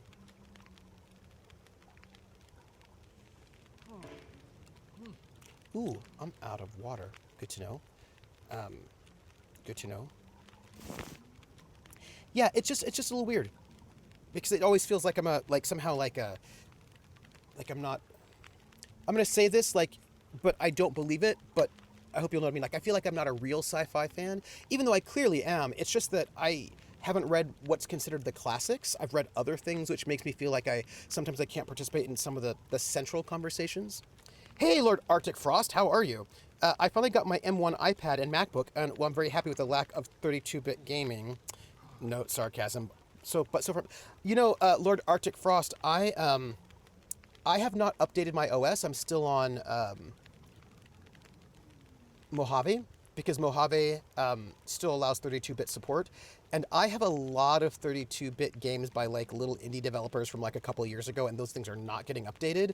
So I just haven't upgraded to the new OS yet, and I have mixed feelings about that because part of me wants to get to because there is some new audio software that is only for the new OS, and I'm just kind of torn about what to do about that.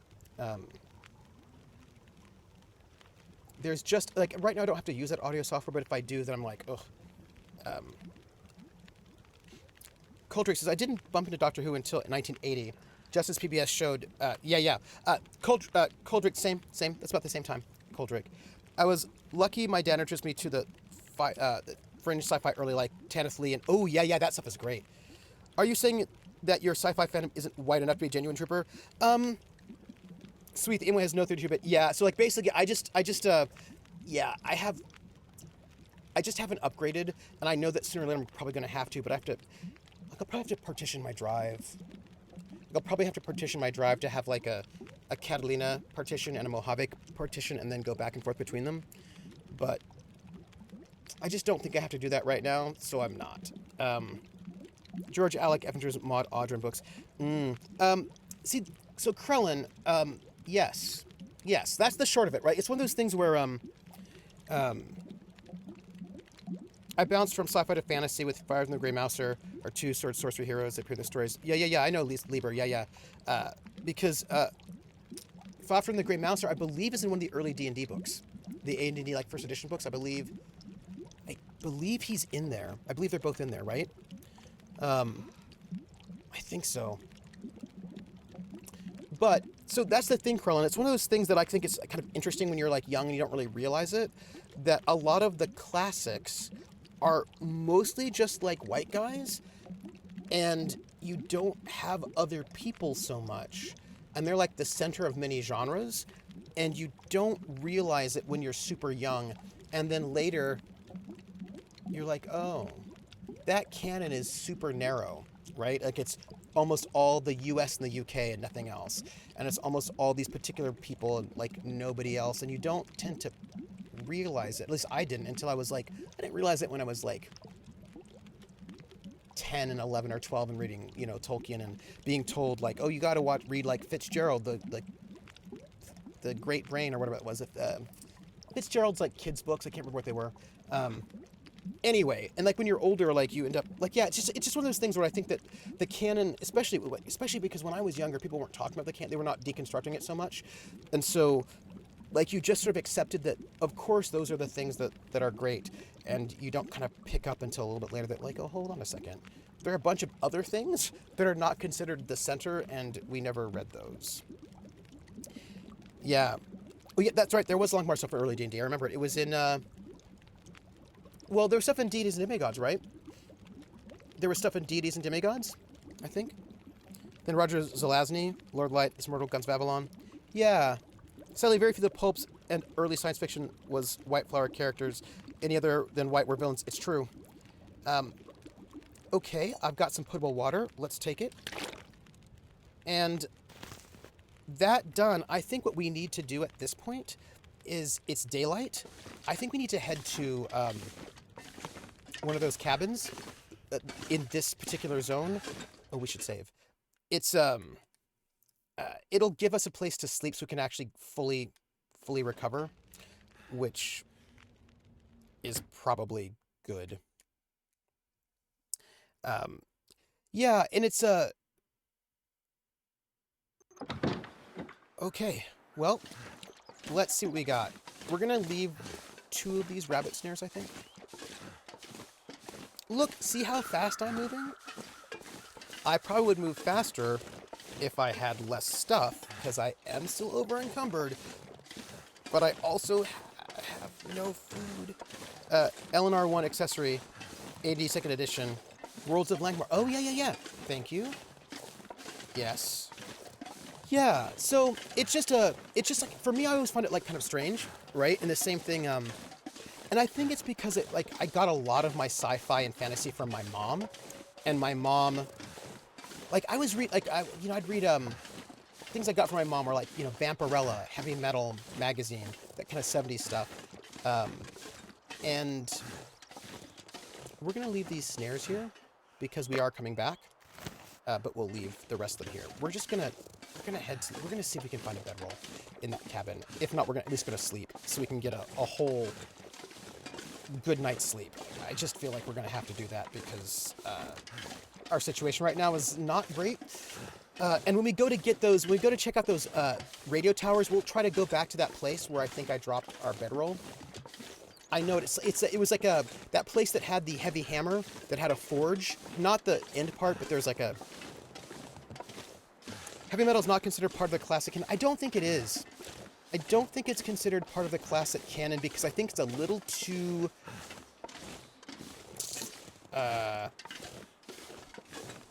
Well, Octavia Butler's great, but I didn't read her until much later.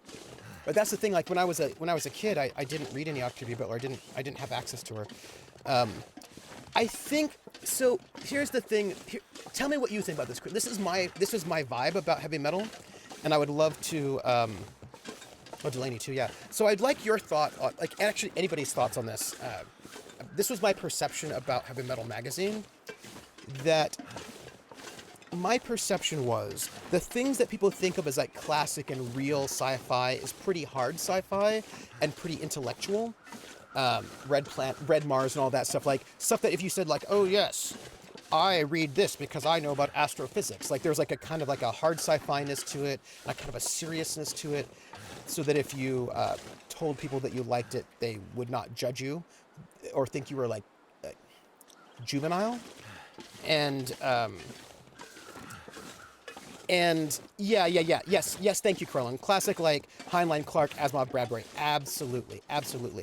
And I just felt like Heavy Metal magazine, because there were naked people in it and it was a comic book, didn't really get the kind of classic treatment that like Bradbury, Heinlein, Asimov, Clark gets, because I think that it was my perception, at least, that you were supposed to be a little bit ashamed if you're reading Heavy Metal magazine, because it wasn't like serious like those classic authors. So yeah, and Vulpes is like, no, Heavy Metal wasn't till the 70s and it was still considered comic books. Yeah, so I just kind of got the sense that for people for whom what they want their sci-fi to be is, are you serious? Come on. All right, it's fine. We're gonna fix this. We've got a sprained ankle apparently. Let's do some bandaging. It's fine. Oh, we should probably make some more bandages. It's fine. Hey, we're carrying less. So there's that. And let's take some, not antibiotics, but painkillers. Yep. I would be less over my carrying capacity if I were less tired. I mean, that's just kind of one of the things. I'm just super tired. So, it's just a little rough at the moment because I'm just so tired. That's it. I have all my original... Oh, you have all your original Zap comics? Oh, I really love those underground comics. Oh, hey, I wanted to tell you all something that I read that I've made me feel attacked, but is true. So, what am I supposed to do about it? Like, that's just all true things. Kind of like the new pulp. Yeah, like more like the new pulp. Yeah, Heavy Metal was one sidestep from the Fabulous Freak Brothers, First the Cat, Mr. Natural. Yeah, from the Head Shops. Yeah. Love, Death, and Ropes is something you need to see, Trooper. It's basically Heavy Metal, but animation. Ooh. Okay. Yes, I want to see it. That sounds really cool. You're blaming your... No. If I'm well rested, then my carrying capacity goes up by another 4 kilos, 4 or 5 kilos, and then I would be able to, I would be less... I'd be less encumbered than I currently am. Look, we're gonna go up to that cabin. It's gonna be fine. It's gonna be great. There'll be no problems. It'll be fine. I have a whole bunch of underground stuff from Arkham. Oh, yeah, that stuff is amazing. I just picked up the complete women's comics, which is another one of these 70s underground comics, which is, 4K is not exactly 20, but I'm also gonna, drink fluids, and then that'll make me less encumbered, so, that's also a thing, like right now, I'm drinking some fluids, and, now I'm even less encumbered than I was. Oh, is it on Netflix? Love, Death, and Rockets? Love, Death, because if it is, I will definitely watch it. Hey, Daisy Plays. How are you doing? How are you? Oh, here's the thing I wanted to tell you all.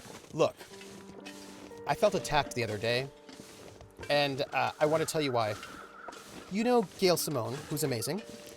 Gail Simone gave everybody a challenge. Okay, Netflix. Okay, good.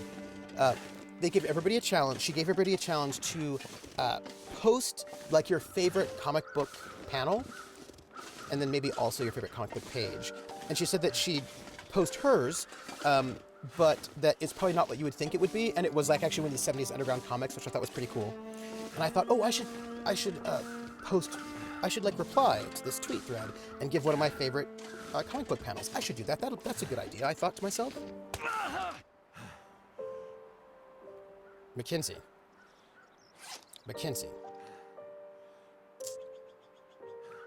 It's fine. It's fine. It's okay. We'll take care of it. It's okay. Antibiotic. Rosehip tea. It's fine. We're gonna have that rosehip tea right now. Because it also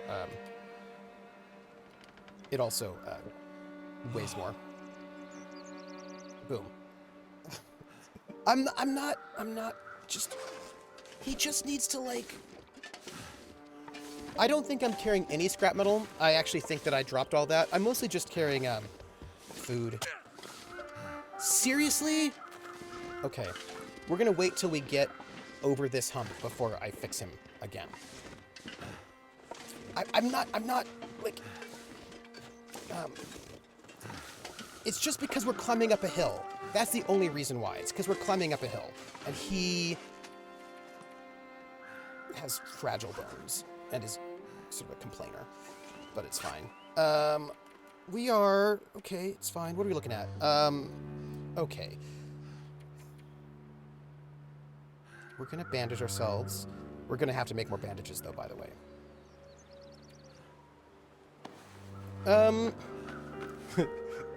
Uphill, wait till I have to climb down. And then we're gonna take these painkillers. And I realize, yes, we should drink more coffee. That's true. We should drink more coffee. Yep. You are correct. We're gonna have some coffee. Hello, coffee. It'll be good. Oh, yeah. Oh, right. So the comic. So let me tell you, also we're gonna save. Just so you know. So I was like, yeah, I need to go and find a panel. Yeah, Valtiel, that's it. It's coffee. So I was like, what do I want? What comic book panel do I want to do something from? And I was like, you know what? Maybe Ms. Tree. I was like, oh, maybe Love and Rockets. And so I was like looking up like Love and Rockets, looking for a couple of images or a panel. There were a couple that were like really good that I was thinking about. And I was like, oh yeah. So as I was looking through, I was doing these searches for Love and Rockets by the Hernandez brothers. And I found an article. And the article is an interview with Jaime Hernandez talking about the Loca stories. And it says, Love and Rockets, like one of the most Gen X comics ever. And I was like, how dare you? How dare you, sir? And then I stopped and I thought about it and I was like, no, that's true, actually. Love and Rockets is a super Gen X comic book. And I just felt really called out by that. But as I thought about it, I was like, yeah, actually, it is. Like, like Love and Rockets really is a very Gen X comic book. And then, and then I was thinking about, and I'd mentioned this to Dot, and Dot's like, oh yeah, like Tank Girl. And I was like, oh yeah, Tank Girl's also a super Gen X comic. And I was like, okay. So I was like thinking about, like, Gen X comics, and I was like, okay, so first off, you get the rise of independent comic books, right? So, like the rise of Dark Horse, Eclipse, Renegade Comics, Image, like a bunch of like, they weren't underground comics with an X, but there were sort of these independent comic books that were sort of, oh, Elf Quest, yeah. But see, Krellin, I just kind of, sometimes I forget that I'm super Gen X, but then I was like, oh yeah, no, actually I am. And there it was. And I was like, oh. And as I was thinking about it, yeah, the Max, but it was later. Yeah. I miss many of the old indie comic book titles. So like Cerebus the Ardor, like all of those I think of being very Gen X as well. what else would I say? Probably Ms. Tree a little bit, but also like what's interesting is that I think that if I think about like Gen X, I'm thinking about those sort of indie comic books, Love is Strange, Life is Strange, Love and Rockets, Tank Girl, Cerebus, Hellboy. First, I don't like it. Oh, I haven't seen the new Tank Girl stuff. I haven't seen it. I imagine it probably couldn't have the same feel. Thank you, Strangers in Paradise. Thank you, Rissa. That's what I was thinking of. Strangers in Paradise. And the thing is, so Krona asked about Spawn, and I think, yes, I think there is that kind of indie mouse, right? That kind of like Rise of the Graphic Novel kind of indie book, stuff that's a little bit not hero-based, a little bit more, whatever it was. And I think the flip side of that is like 90% of those titles are about angsty girls. I think that was a big thing that was actually happening, right? I think that was a big thing that started happening. But then also super Gen X would be Sandman. Basically Alan Moore stuff, right? So like all the Vertigo titles would also, I think, are super Gen X. The whole can we print stories with boobs because fur is, yeah. So yeah, I think the entire Vertigo line would be super Gen X. But I think the flip side of like angsty girls or like Swamp Thing would be Frank Miller, right? Spawn, The Punisher, Frank Miller's Batman, Sin City. I think that's also part. Terry Moore is such a nice guy, and the SJP BBS was nice. Miracle Man. Oh yeah, yeah, right. So the problem is that some of that later stuff millennials claim too. I think it's harder for them to claim. I think it's harder for the millennials to claim some of the '90s stuff when, well, since they would have been younger, right? So like I think for me one of the things is that some of that stuff was clearly aimed at people who were a little bit older. Do you know what I mean? But like older millennials certainly can be part of that. But I'm thinking of like in the same way that there was stuff happening when I was like 11 or 12 that I don't think was necessarily, that was sort of slightly older. Let me put it this way. I was reading Vampirella when I was younger, but Vampirella was not for me, if you know what I mean. You know what I mean? Like that was, that wasn't actually aimed at me. I mean, I was still reading it, but I wouldn't necessarily think of that as like I don't think heavy metal was aimed at me. And when it comes to like my place in Gen X, I'm from 72. So I think that puts me in the middle, right? Is that about right? Am I like middle of Gen X? 90s cartoons, yes. Yeah, Carlo, 90s cartoons are for millennials, but comics were for teens and adults in there. Vampire was practically, yes. 90s X-Men cartoon, oh yeah. I've seen posts where millennials claim some of that 90s kid stuff, and I'm like, you were 4. Yes. Oh my gosh, Hawkeye, I have a song for you. Baron Tor, I'm the exact same way. I am, I'm at the tail end of Gen X, 79, yeah, Gen X is either 60 or 65 to about 80. I know they always change those dates a little bit, so it's always a little bit tricky to figure out, like, when are you claiming it? So that kind of depends, right? There's like a little bit of a... They claim it because the 90 was the real birth of the trade paperback, so stuff stayed in print. So they got it as they grew into it. Hawkeye, I'm going to sing you a song. I'm 82. I was told I was Gen X until suddenly I'm told I'm a millennial. Oh, Scabby Neck, that's interesting. My sister is 78. The 65 thing is where they're trying to rob Obama from... Yeah, that's probably true. My sister was 78, and when she was younger, she wasn't millennial or Gen X. She was Gen Y, because they were like, Gen Y starts in 1978. And then they just kind of took Gen Y away. They're like, we don't want, like, once they coined the millennial, Gen Y sort of disappeared and the dates got readjusted. So that was, yeah, Scabby Neck, 82 was a Gen Y for a while. Like 78, 82, 85, like it was Gen Y for a while, but they just sort of got rid of Gen Y. So that kind of doesn't, yeah. Rats, all of you. But like, I just think that's interesting, right? To think that like the way those things sort of move. So here's the thing I was thinking about, and this is something that I would, like I think about this quite a lot. Just because you have access to a thing doesn't make it your thing. What I mean by that is, I watched the Brady Bunch as a kid because it was in reruns. So I grew up watching the Brady Bunch. I've got that Exennial thing too from like 75 to 85. Oh yeah. Right, yeah. So like Exennial could have been Gen Y at one point in time, right? Just kind of depending on how they do it. Because I'm a tweener, tail end of the boomers, just before whatever comes next. Oh yeah, I had a student who was exactly in the same space as you, Hawkeye, and wrote a paper about it. Like she wrote a paper about that generation in between the boomers and Gen X. And the paper was actually, it was like her thesis, and it was about Iggy Pop and the Stooges. It was about like early punk, the stuff that was before punk was punk. And she was talking about basically like the generation that she is with like y'all's collective generation, and the ways in which being stuck in between those two things. And she kind of was talking about the Stooges and like the New York Dolls and that particular moment. It was a very good thesis. Lost in Space, yeah. I watched Toby Gills. Yeah. See, Krellin is my point, right?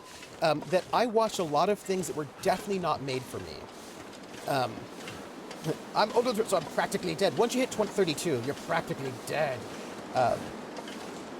Y'all, we're gonna get some sleep. It's gonna be great. We're running out of food though, so that's less good. But we'll go fishing while we're out here. It'll be fine. I watched Italian operas on PBS when I was 4, but yeah, and I think, and this is like a thing that I think about a lot. Like, so for me, I think about media as being created in a moment and being of a moment. And yes, you can enjoy the media after that moment is over, but then the media doesn't do the same thing, right? Like, I actually don't believe that media is timeless. I actually don't believe that's true. I think that we can pretend that it is, but I don't. I think that actually when stuff is made, it is always going to reflect the times it's made in, even if it doesn't seem like it. But I think because like it's made by people who live in a time period, right? So I think that art is always, and art, I even mean like commercials, everything, right? It's the same way that when you look at like ads from like the 70s, they're clearly made in the 70s and not made in the 80s, right? And oh, I'm so excited about sleeping at this cabin. I grew up watching old movies from the 30s and 50s. Oh, me too. I watched so many old movies. Reflecting on the time things were made in is super important. Yes, absolutely. Yes, Unstable Duos, Gone with the Wind, right? Absolutely. Where's the beef? And I think that, like, so for me, did I grow up watching the Brady Bunch and also a bunch of 1950s sitcoms? Yes, I did. But those sitcoms were not made for my generation, and they were not speaking to me. Do you know what I mean? Like, when I watched them, I was very much aware of the fact that they were wearing clothes that we didn't wear anymore, that they were talking to a time period that wasn't my time period. And Rebecca Sugar says to think of it as a conversation with your audience. Yeah, that's right. And I was actually I was really interested in watching things that were not from my time period. But it doesn't like that. Like, I would never say that like Big Valley is a Gen X thing, even if I watched it. I might say that watching reruns might be a Gen X thing, right? But that's not the same. Like, if you see what I'm saying, right? Watching reruns might be a Gen X thing, but the reruns themselves are not actually Gen X media. Hey, look, it's a bedroll. Hope nobody needs this anymore. I'm taking it. I've got a bedroll, everybody. And I am going to have some tea, and I'm going to sleep. Right now. This is what's happening. I'm gonna get a nice cup of herbal tea and get some rest. Go to sleep, my friend. Sleep for like 6 hours. We'll see how it goes. What I can say, I'm the product of growing up watching Godzilla movies, Battle of the Planets and Benny Hill. Oh yeah. See, yeah, okay. And I think there's oh, I need to sleep longer than that. Okay. Y'all? Hey, do you hear that? I'm hearing slightly disturbing things. I'm hearing staticky sounds. But I'm going to sleep anyway for like another like 5 hours, I think. We'll see how that goes. But then there's Mod, and I watched Mod too, but Mod was also clearly not for me. Do you know what I mean? Like, I think that's the Quran viewed through the time it was made is super progressive. The idea that Muhammad intended Muslim society to be static and unchanging from then is pretty against what Muhammad, and especially Aisha, probably actually thought. Oh yeah, absolutely. Absolutely. Katharine Hepburn, Spencer Tracy, Cary Grant, Hope and Crosby, all the good ones. It is dark out. It is super dark out. I should probably sleep more. Although I'm fully rested, and now I can't find the bed. Oh yeah, right, yeah. Maude, The Jeffersons, The Brady Bunch, not made for as a Gen Xer. Those are clearly boomer shows. Like, those things are 100% boomer shows. It doesn't mean that I wasn't shaped by them or influenced by them, because I was. I was very much influenced by them. I just want to see if there's anything else. Like, I don't have food, everyone. That's real distressing. Yeah, I don't have any food. We need to go fishing for food. But we're going to actually sleep until it's daylight. You know what? No, we're not going to sleep. We have energy. We're going to just walk out and go fishing. We're going to go fishing, everybody. Because we don't really have... We're going fishing. We're going to catch a bunch of fish, and that's going to be what we're doing. Like, this is our life. Shaped by boomer shows? What? Children are never shaped by... Yes. Burned all your food carrying around a cabinet. Yeah, we watch those shows with our parents. And so I think, so we are aware of boomer shows, right? Like, we know boomer shows.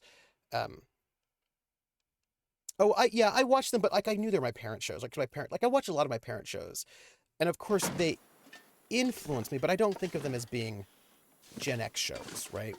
But of course, as Carla knows, we are shaped by our parents. But it's not, and I think it's just important to note that here's another good example. I grew up listening to disco. Right? Like, I remember listening to disco all the time on the radio, and I loved disco. But let's be really upfront. I was like 7 years old when disco was big. Why are there wolves here? I don't like that at all. And Laugh-In. Ooh, I watched Laugh-In all the time. Coldrake, I watched Laugh-In. I loved Laugh-In. Laugh-In was like my jam.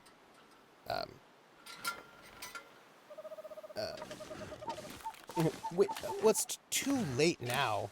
I'm already out. I'm already out in the wilderness, and I'm just going right over there, just to the cabin. It'll be fine. I'm not going far. It'll be okay. It'll be fine. Don't even worry about it. Sock it to me. Oh my gosh. I love Joanne Worley. Like, that was such a great cast. Yeah, so like for me, disco for me was like elementary school, and I do not think for me to claim disco, here comes the jazz. Oh yeah. Sock it to me? That's the Nixon. Sock it to me? I remember how he said it. But what I was saying is that even though I loved disco, I listened to it all the time, and I was like super into it, I was clearly not, I didn't understand disco. I listened to it, I liked it, I was 7, but, oh no, we're fine. But here's the thing. Disco was made to be enjoyed in a disco, right? Like, you're supposed to be dancing to it in a nightclub, it's dance music. And as a 7-year-old, I was not going to discos. So I listened to Disco Duck. But disco was clearly not made for me. Do you know what I mean? Like, it was clearly made for people who were like 10 to 15 years older than me. So I don't think it's not correct to call disco Gen X music when clearly it was not. Even though I listened to it, like I certainly listened to it, but Okay, I gotta wait. I've gotta wait. Wait. Now.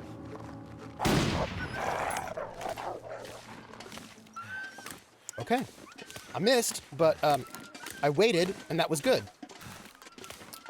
It was good. Okay, well, that's great. We're gonna get to one of these fishing shacks, and then our life will be good. It'll be fine. I feel like I should probably save it now, but not yet. My mission is to get some food before we close. Okay. Wait for it. Wait for it. Wait for it. Wait for it. Wait for it. Now.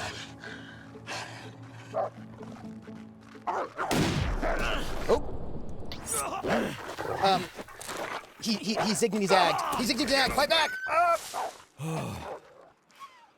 Okay. All right. That's great. Awesome. I believe that I can probably, I was listening to disco, and at first I was afraid. I was petrified. Yeah, I kept feeling like I just couldn't ever live with that by my side. I need a bandage and also some antiseptic, probably. Let's get some antiseptic. We'll see what is heaviest. That's pretty heavy, so let's use this for that infection risk, because it's heavier. And then let's, we don't have any bandages, so let's make some. I need to find food. I was excited to see the Laugh In reunion thing on Netflix. Oh, I hadn't seen it. But one of the first jokes out of the gate was transphobic, so I could not watch. Oh, man. For the few, yeah. My parents took me disco dancing when my mom told me my dad was doing this strong side of. Let's give ourselves. Let's heal that left hand. And look at that. There we go. Now we're gonna just keep heading. Oh yeah, we are hungry. It's not great. We're gonna keep going. If we can just make it there, if we can make it to this thing, we can catch some fish, cook it, eat it, so we're not, like, other than our being completely famished, we're in a pretty good space. I knew nothing about disco, was training north of Boston, and I got dragged into town to watch a movie. Pre-movie music video was Electric Light Orchestra's Mr. Blue Skies. Ooh, nice. Main movie was Saturday Night Fever. Oh, yeah. Killed any interest in disco right there. Well, Saturday Night Fever is a really interesting film in terms of music history. I see it, Rissa. Thank you. It's a really interesting film in terms of music history because it's messed up. Because, disco started probably around, oh, I love disco. Disco started probably depending, I think it's, what year was that? 1971, 72?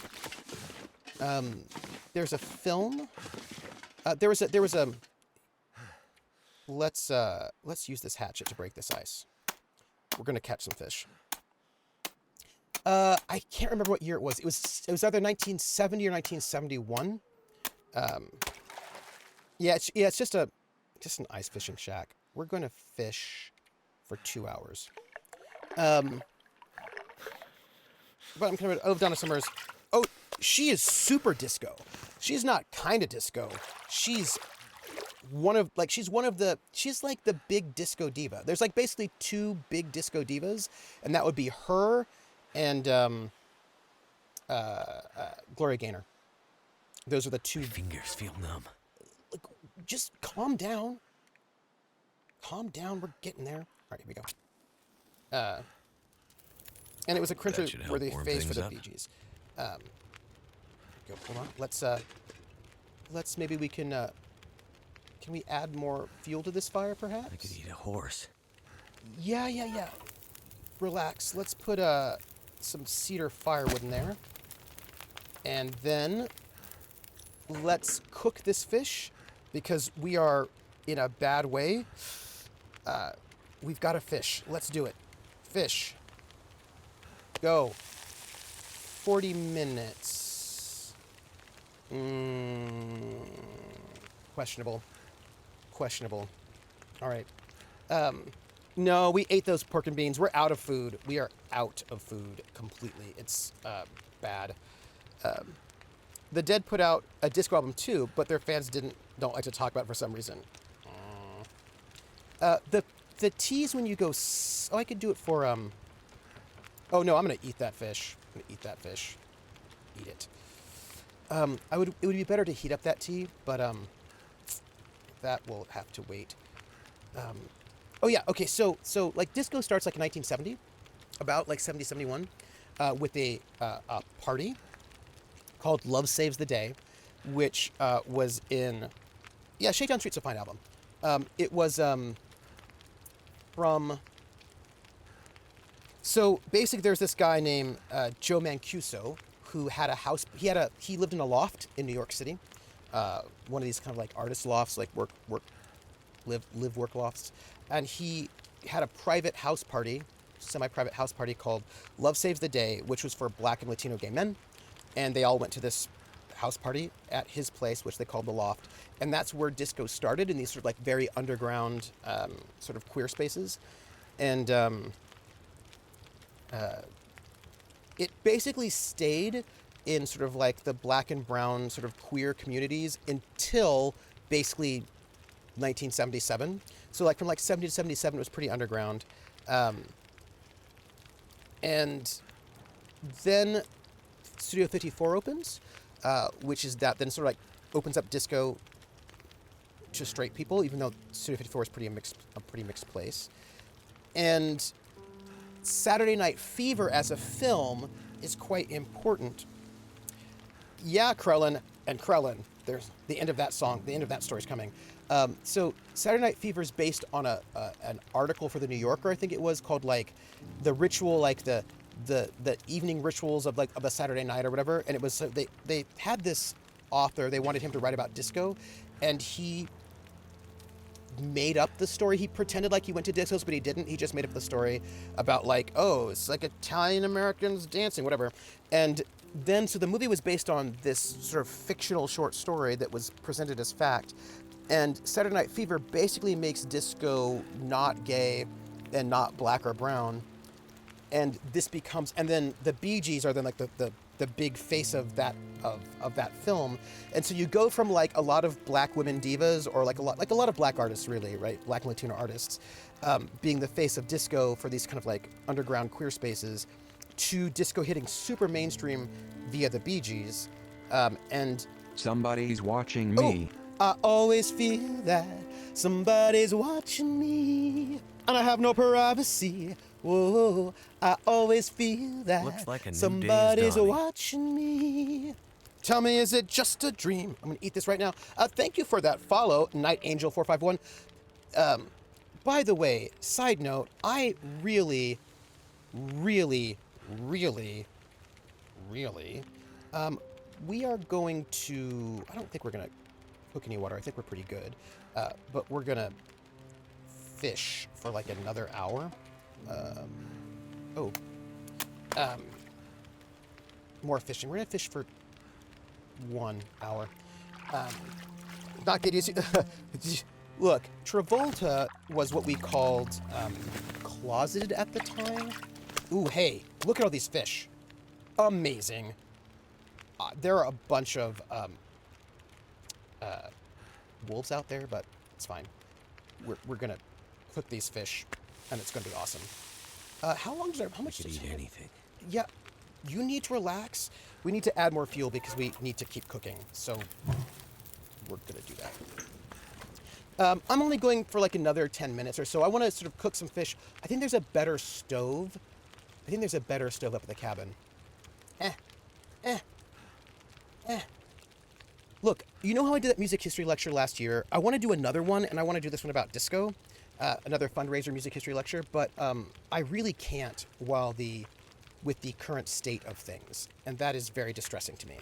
Like, I really, really, really would like to do another music history lecture about disco, but with music, and to talk about it, but I can't. Like, I can't do that because RIAA is going to be the worst. Disco history lesson. Oh, yeah. And, like, the thing is, Night Angel, if I could, I would be playing the music for you because I would love to, look, if I could right now, not this moment, I'd actually do a plan, and I'd actually do it. If I could, I would do a full disco lecture, and I'd play the music and everything, and I'd let you be like, hey, look, let's talk about where disco comes from. Let's play, basically Philly soul, right? Funk, Philly soul, cinematic funk. We'd play theme from Shaft. We'd play like maybe Me and Mrs. Jones, Love Unlimited Orchestra, Barry White, Sound of Philadelphia, right? We'd play a bunch of that kind of early stuff that wasn't disco yet, and we'd then see what like really early disco sounded like. We talk about the rise of the DJ and the role of the DJ and how important DJs were. We talk about the whole thing, sort of like and how like the earliest disco DJs before there was disco actually started in gay bathhouses, because gay parties and venues could not get live bands to play for the most part, so people had to start DJing. So like the rise of DJ culture we talk about. I sent you a message about that cause of things that I'm doing this semester. Oh, I'm very excited to see this message. We call that Long Dark of the Dance Floor. Some of the year's classes, I'm very excited about copyright and trademarks. Could you do this a private stream? I don't know how those work, but it was private. Could you do it? The problem is that I want it to be public because that's the point of public education, right? The point of being like a public intellectual is so that people can actually learn. Besides just like in a private sphere, like, I mean, I could go and just do this privately on Discord or privately on Zoom, but that actually defeats the purpose. Like, I actually do care about making this information available to just anybody who wants to stumble upon randomly, who doesn't necessarily already eat it, know already. If you know what I mean? Like, it's something that really matters to me. Like, making this sort of history available matters to me a lot. I wonder if I can... Yeah, we're gonna cook that. That'll be fine. So, like, I care about that a lot. It matters to me, and it's very frustrating that what is clearly educational gets caught up, and what I need actually is, and the things I'm willing to go and do it and then get the ping if I have the right language, right? And I wish that Spotify thing worked better too. Have you considered making a video and including timestamps that said things like "start song now" while you're talking? Yes. Oh, I should say thank you. I could do that.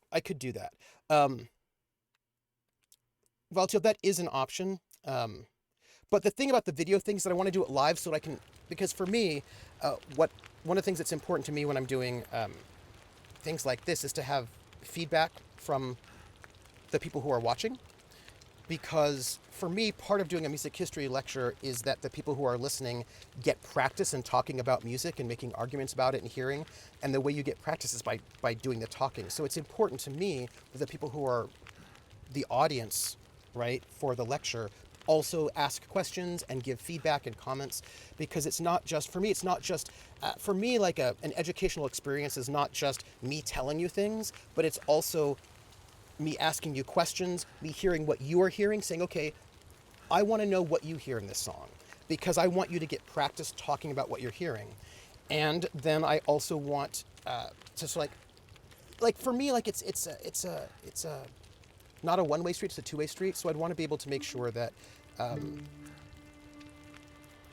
these things could be more discussions. I want to be able to like incorporate what people are saying and change the lecture based on what the people in the audience says. Like even though I teach the, history of rock and roll every other year, and I've taught it for multiple years, but it's always a little bit different each time because I get different questions and different thoughts from the people in the classroom. And so I am always shifting and changing and improvising what I say based on what the people in the classroom say. And usually when design a lecture, I will usually put like 6 to 7 songs in that lecture for that day, but I know I can only do about 3, 4 max songs. So like out of like between 6 to 8 songs that's on the syllabus for that day, I can usually only do 3 to 4, 2 if it gets heavy. And which 3 to 4 will I play? I don't know. I know which ones I'm going to start with, but which ones I do next will really depend on who's in the room and what they say. So I want to be responsive in my lectures to the people in the room so that we have a collaborative learning experience. And if it's only a one-way thing, then there's some really important things that I value in education that I don't get to do. Like, I don't want to do a static lecture. I never want to do that sort of a thing. Hello. You love music and history comes across in all your lectures. Oh, thank you. Thank you, Coldrake. But I also blame Tripper when dialogue in Twitch streams triggers a song in my head. Well, I feel like that's a positive thing myself. Look, I've eaten some food. That's good. Oh, how's my fire doing? Oh, I've got an hour and 52 minutes. We should be good. I feel like we should be fine. Yeah. Eat this fish, cook the last one, but then don't eat the last, then save. Yeah, that's what I think. That's what I'm gonna do. Yeah. So I think about like, yeah. So I really do, because look, the history of disco is super interesting, right? Like, and then the fact that it becomes this big, massive mainstream thing, which becomes really interesting because what ends up happening is that the kind of big arena rock culture that had sort of developed was very much not a dancing culture. So when disco hits, what ends up happening is that people who they're like, oh, actually, we want to dance, right? Cooked fish equals bear bait or wolves. Actually, uncooked fish is worse. I think that cooked fish smells a little bit less. Now I want fish. Yeah. So all of a sudden, all these people who were not like women and queer people were like really interested in going to discos and dancing, and so you get this big rise in basically dance culture, because that's what disco is. It's dance culture, right? It's dancing, club culture, and there's this big rise in this culture that happens, and that's like Saturday Night Fever, right? It's a big moment where like 77, 78 hits massive mainstream. People are, let's eat this. People are super interested in it. And what ends up happening is that a bunch of people start getting threatened.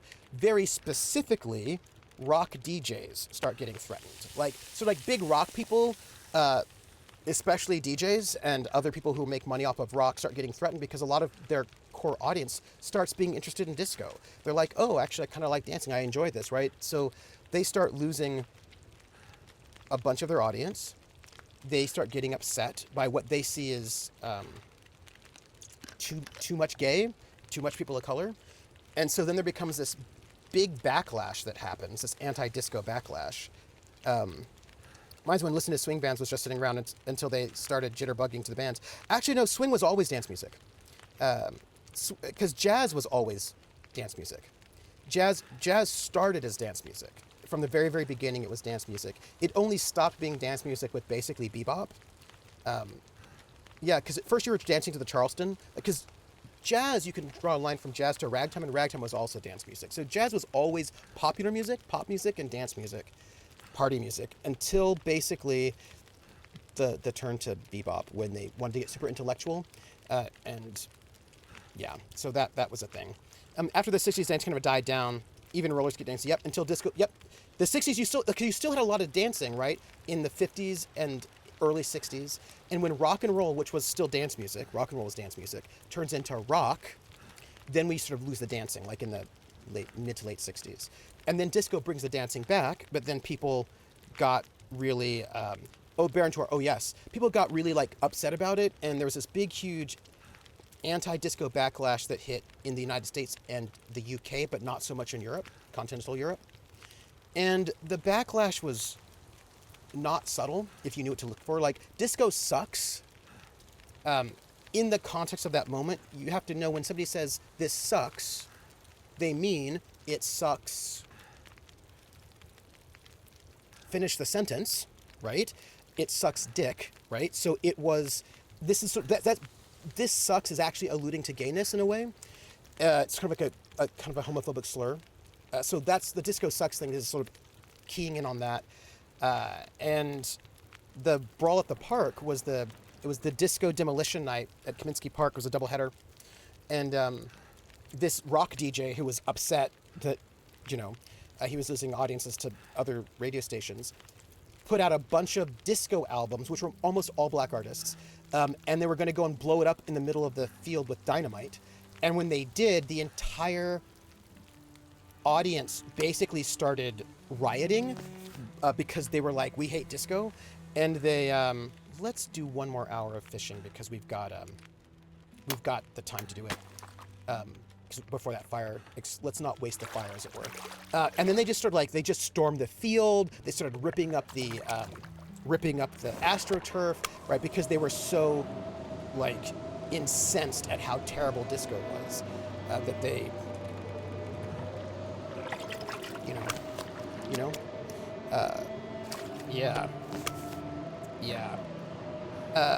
rag, jazz, ragtime, swing, didn't that all come from the black bassist and then get embraced? Yep, all of it did. Yep. All right, jazz, but I've never blew up a bunch of jazz albums. Ooh, hey, look, it's blizzardy outside. I don't know if we should actually go outside in this blizzard, my friends, because it seems like it might be a bad idea out there, right? Like, that seems bad, right? Why don't we drink some water? And fish a little bit more. Yeah, I think we're gonna just do a quick save. We've got we're gonna just fish for another hour and see if it dies down. Yeah. Oh, hey, we've got a bunch of fish. We're supposed to make. Yeah, raw fish. Wolves really like raw fish, it turns out. So that's great. I should probably, yeah. So yeah. It's cold in here, everybody. So here's what we're gonna do. I don't like it, but this is what we're gonna do. We are going to, oh, hey, we are cold. Okay, that's bad. We're cold. Okay, we're gonna go out into this blizzard. Oh, wow. I'm not moving quickly because we're going to make a fire. We're going to cook fish. We just have to. This is, we don't have a lot of fuel, but we can't with what we got right now. We just can't.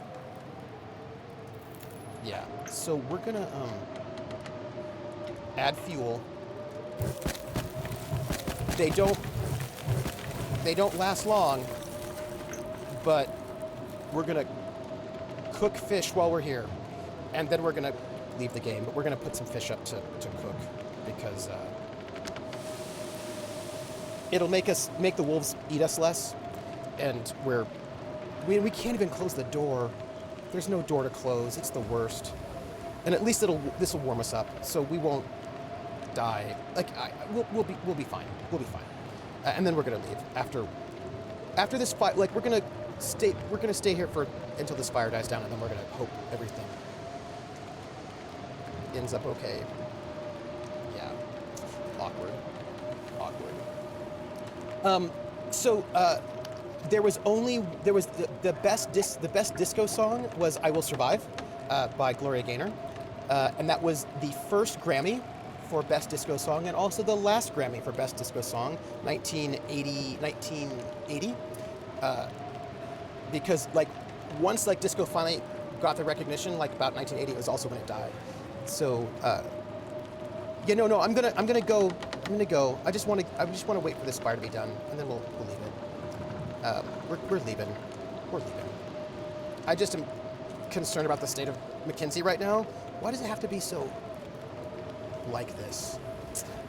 Yeah, and then of course what's interesting is that disco dies, but disco doesn't die. It just goes back underground. Right? And then what was disco becomes house, garage, techno, high energy. So basically all these dance musics sort of come out of disco, post-disco. So there's a bunch of post-disco stuff that happens that kind of leads us to the electronic dance music that we have now. Yeah. So it just, from you, I learned it from watching you. Yeah, no, I'm gone. That Chicago DJ behind the disco demolition had also been fired from a previous radio job the year before when the station he worked at switched from rock to disco. So that was also absolutely. But also, Donal, he could have just started playing disco. You know what I mean? He could have done that, but he didn't want to.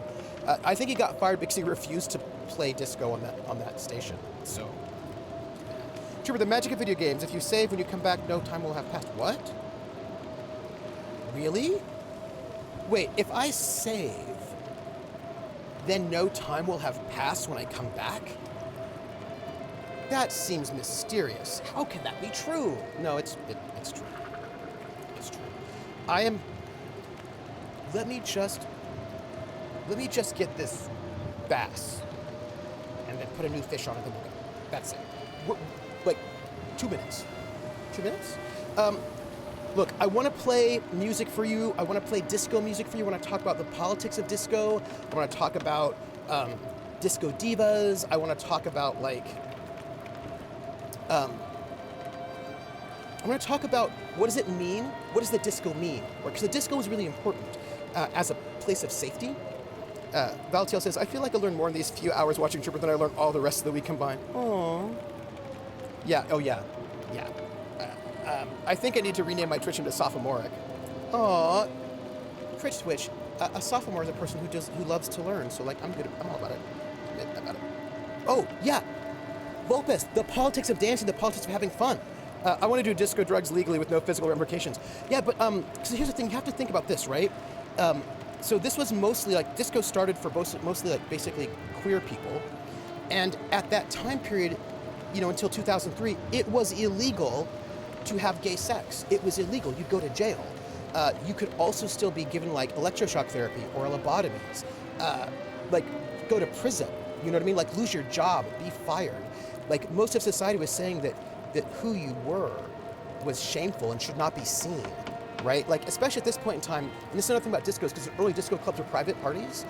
Most of the bars and clubs that you could go to if you were queer were run by the mob and were raided by the police regularly. And when the police raided those bars, they would take your picture and publish it in the paper, and and then there's just a lot of danger and violence. It just wasn't great. It was bad, right? It was not a good moment, and there was very little place to be safe except for the disco, right? You could go to the disco, and you could, in a lot of the songs, if you look at a lot of early disco songs, are about love and the importance and value of love, the importance of dancing, of feeling good about yourself, of being honest and true and real.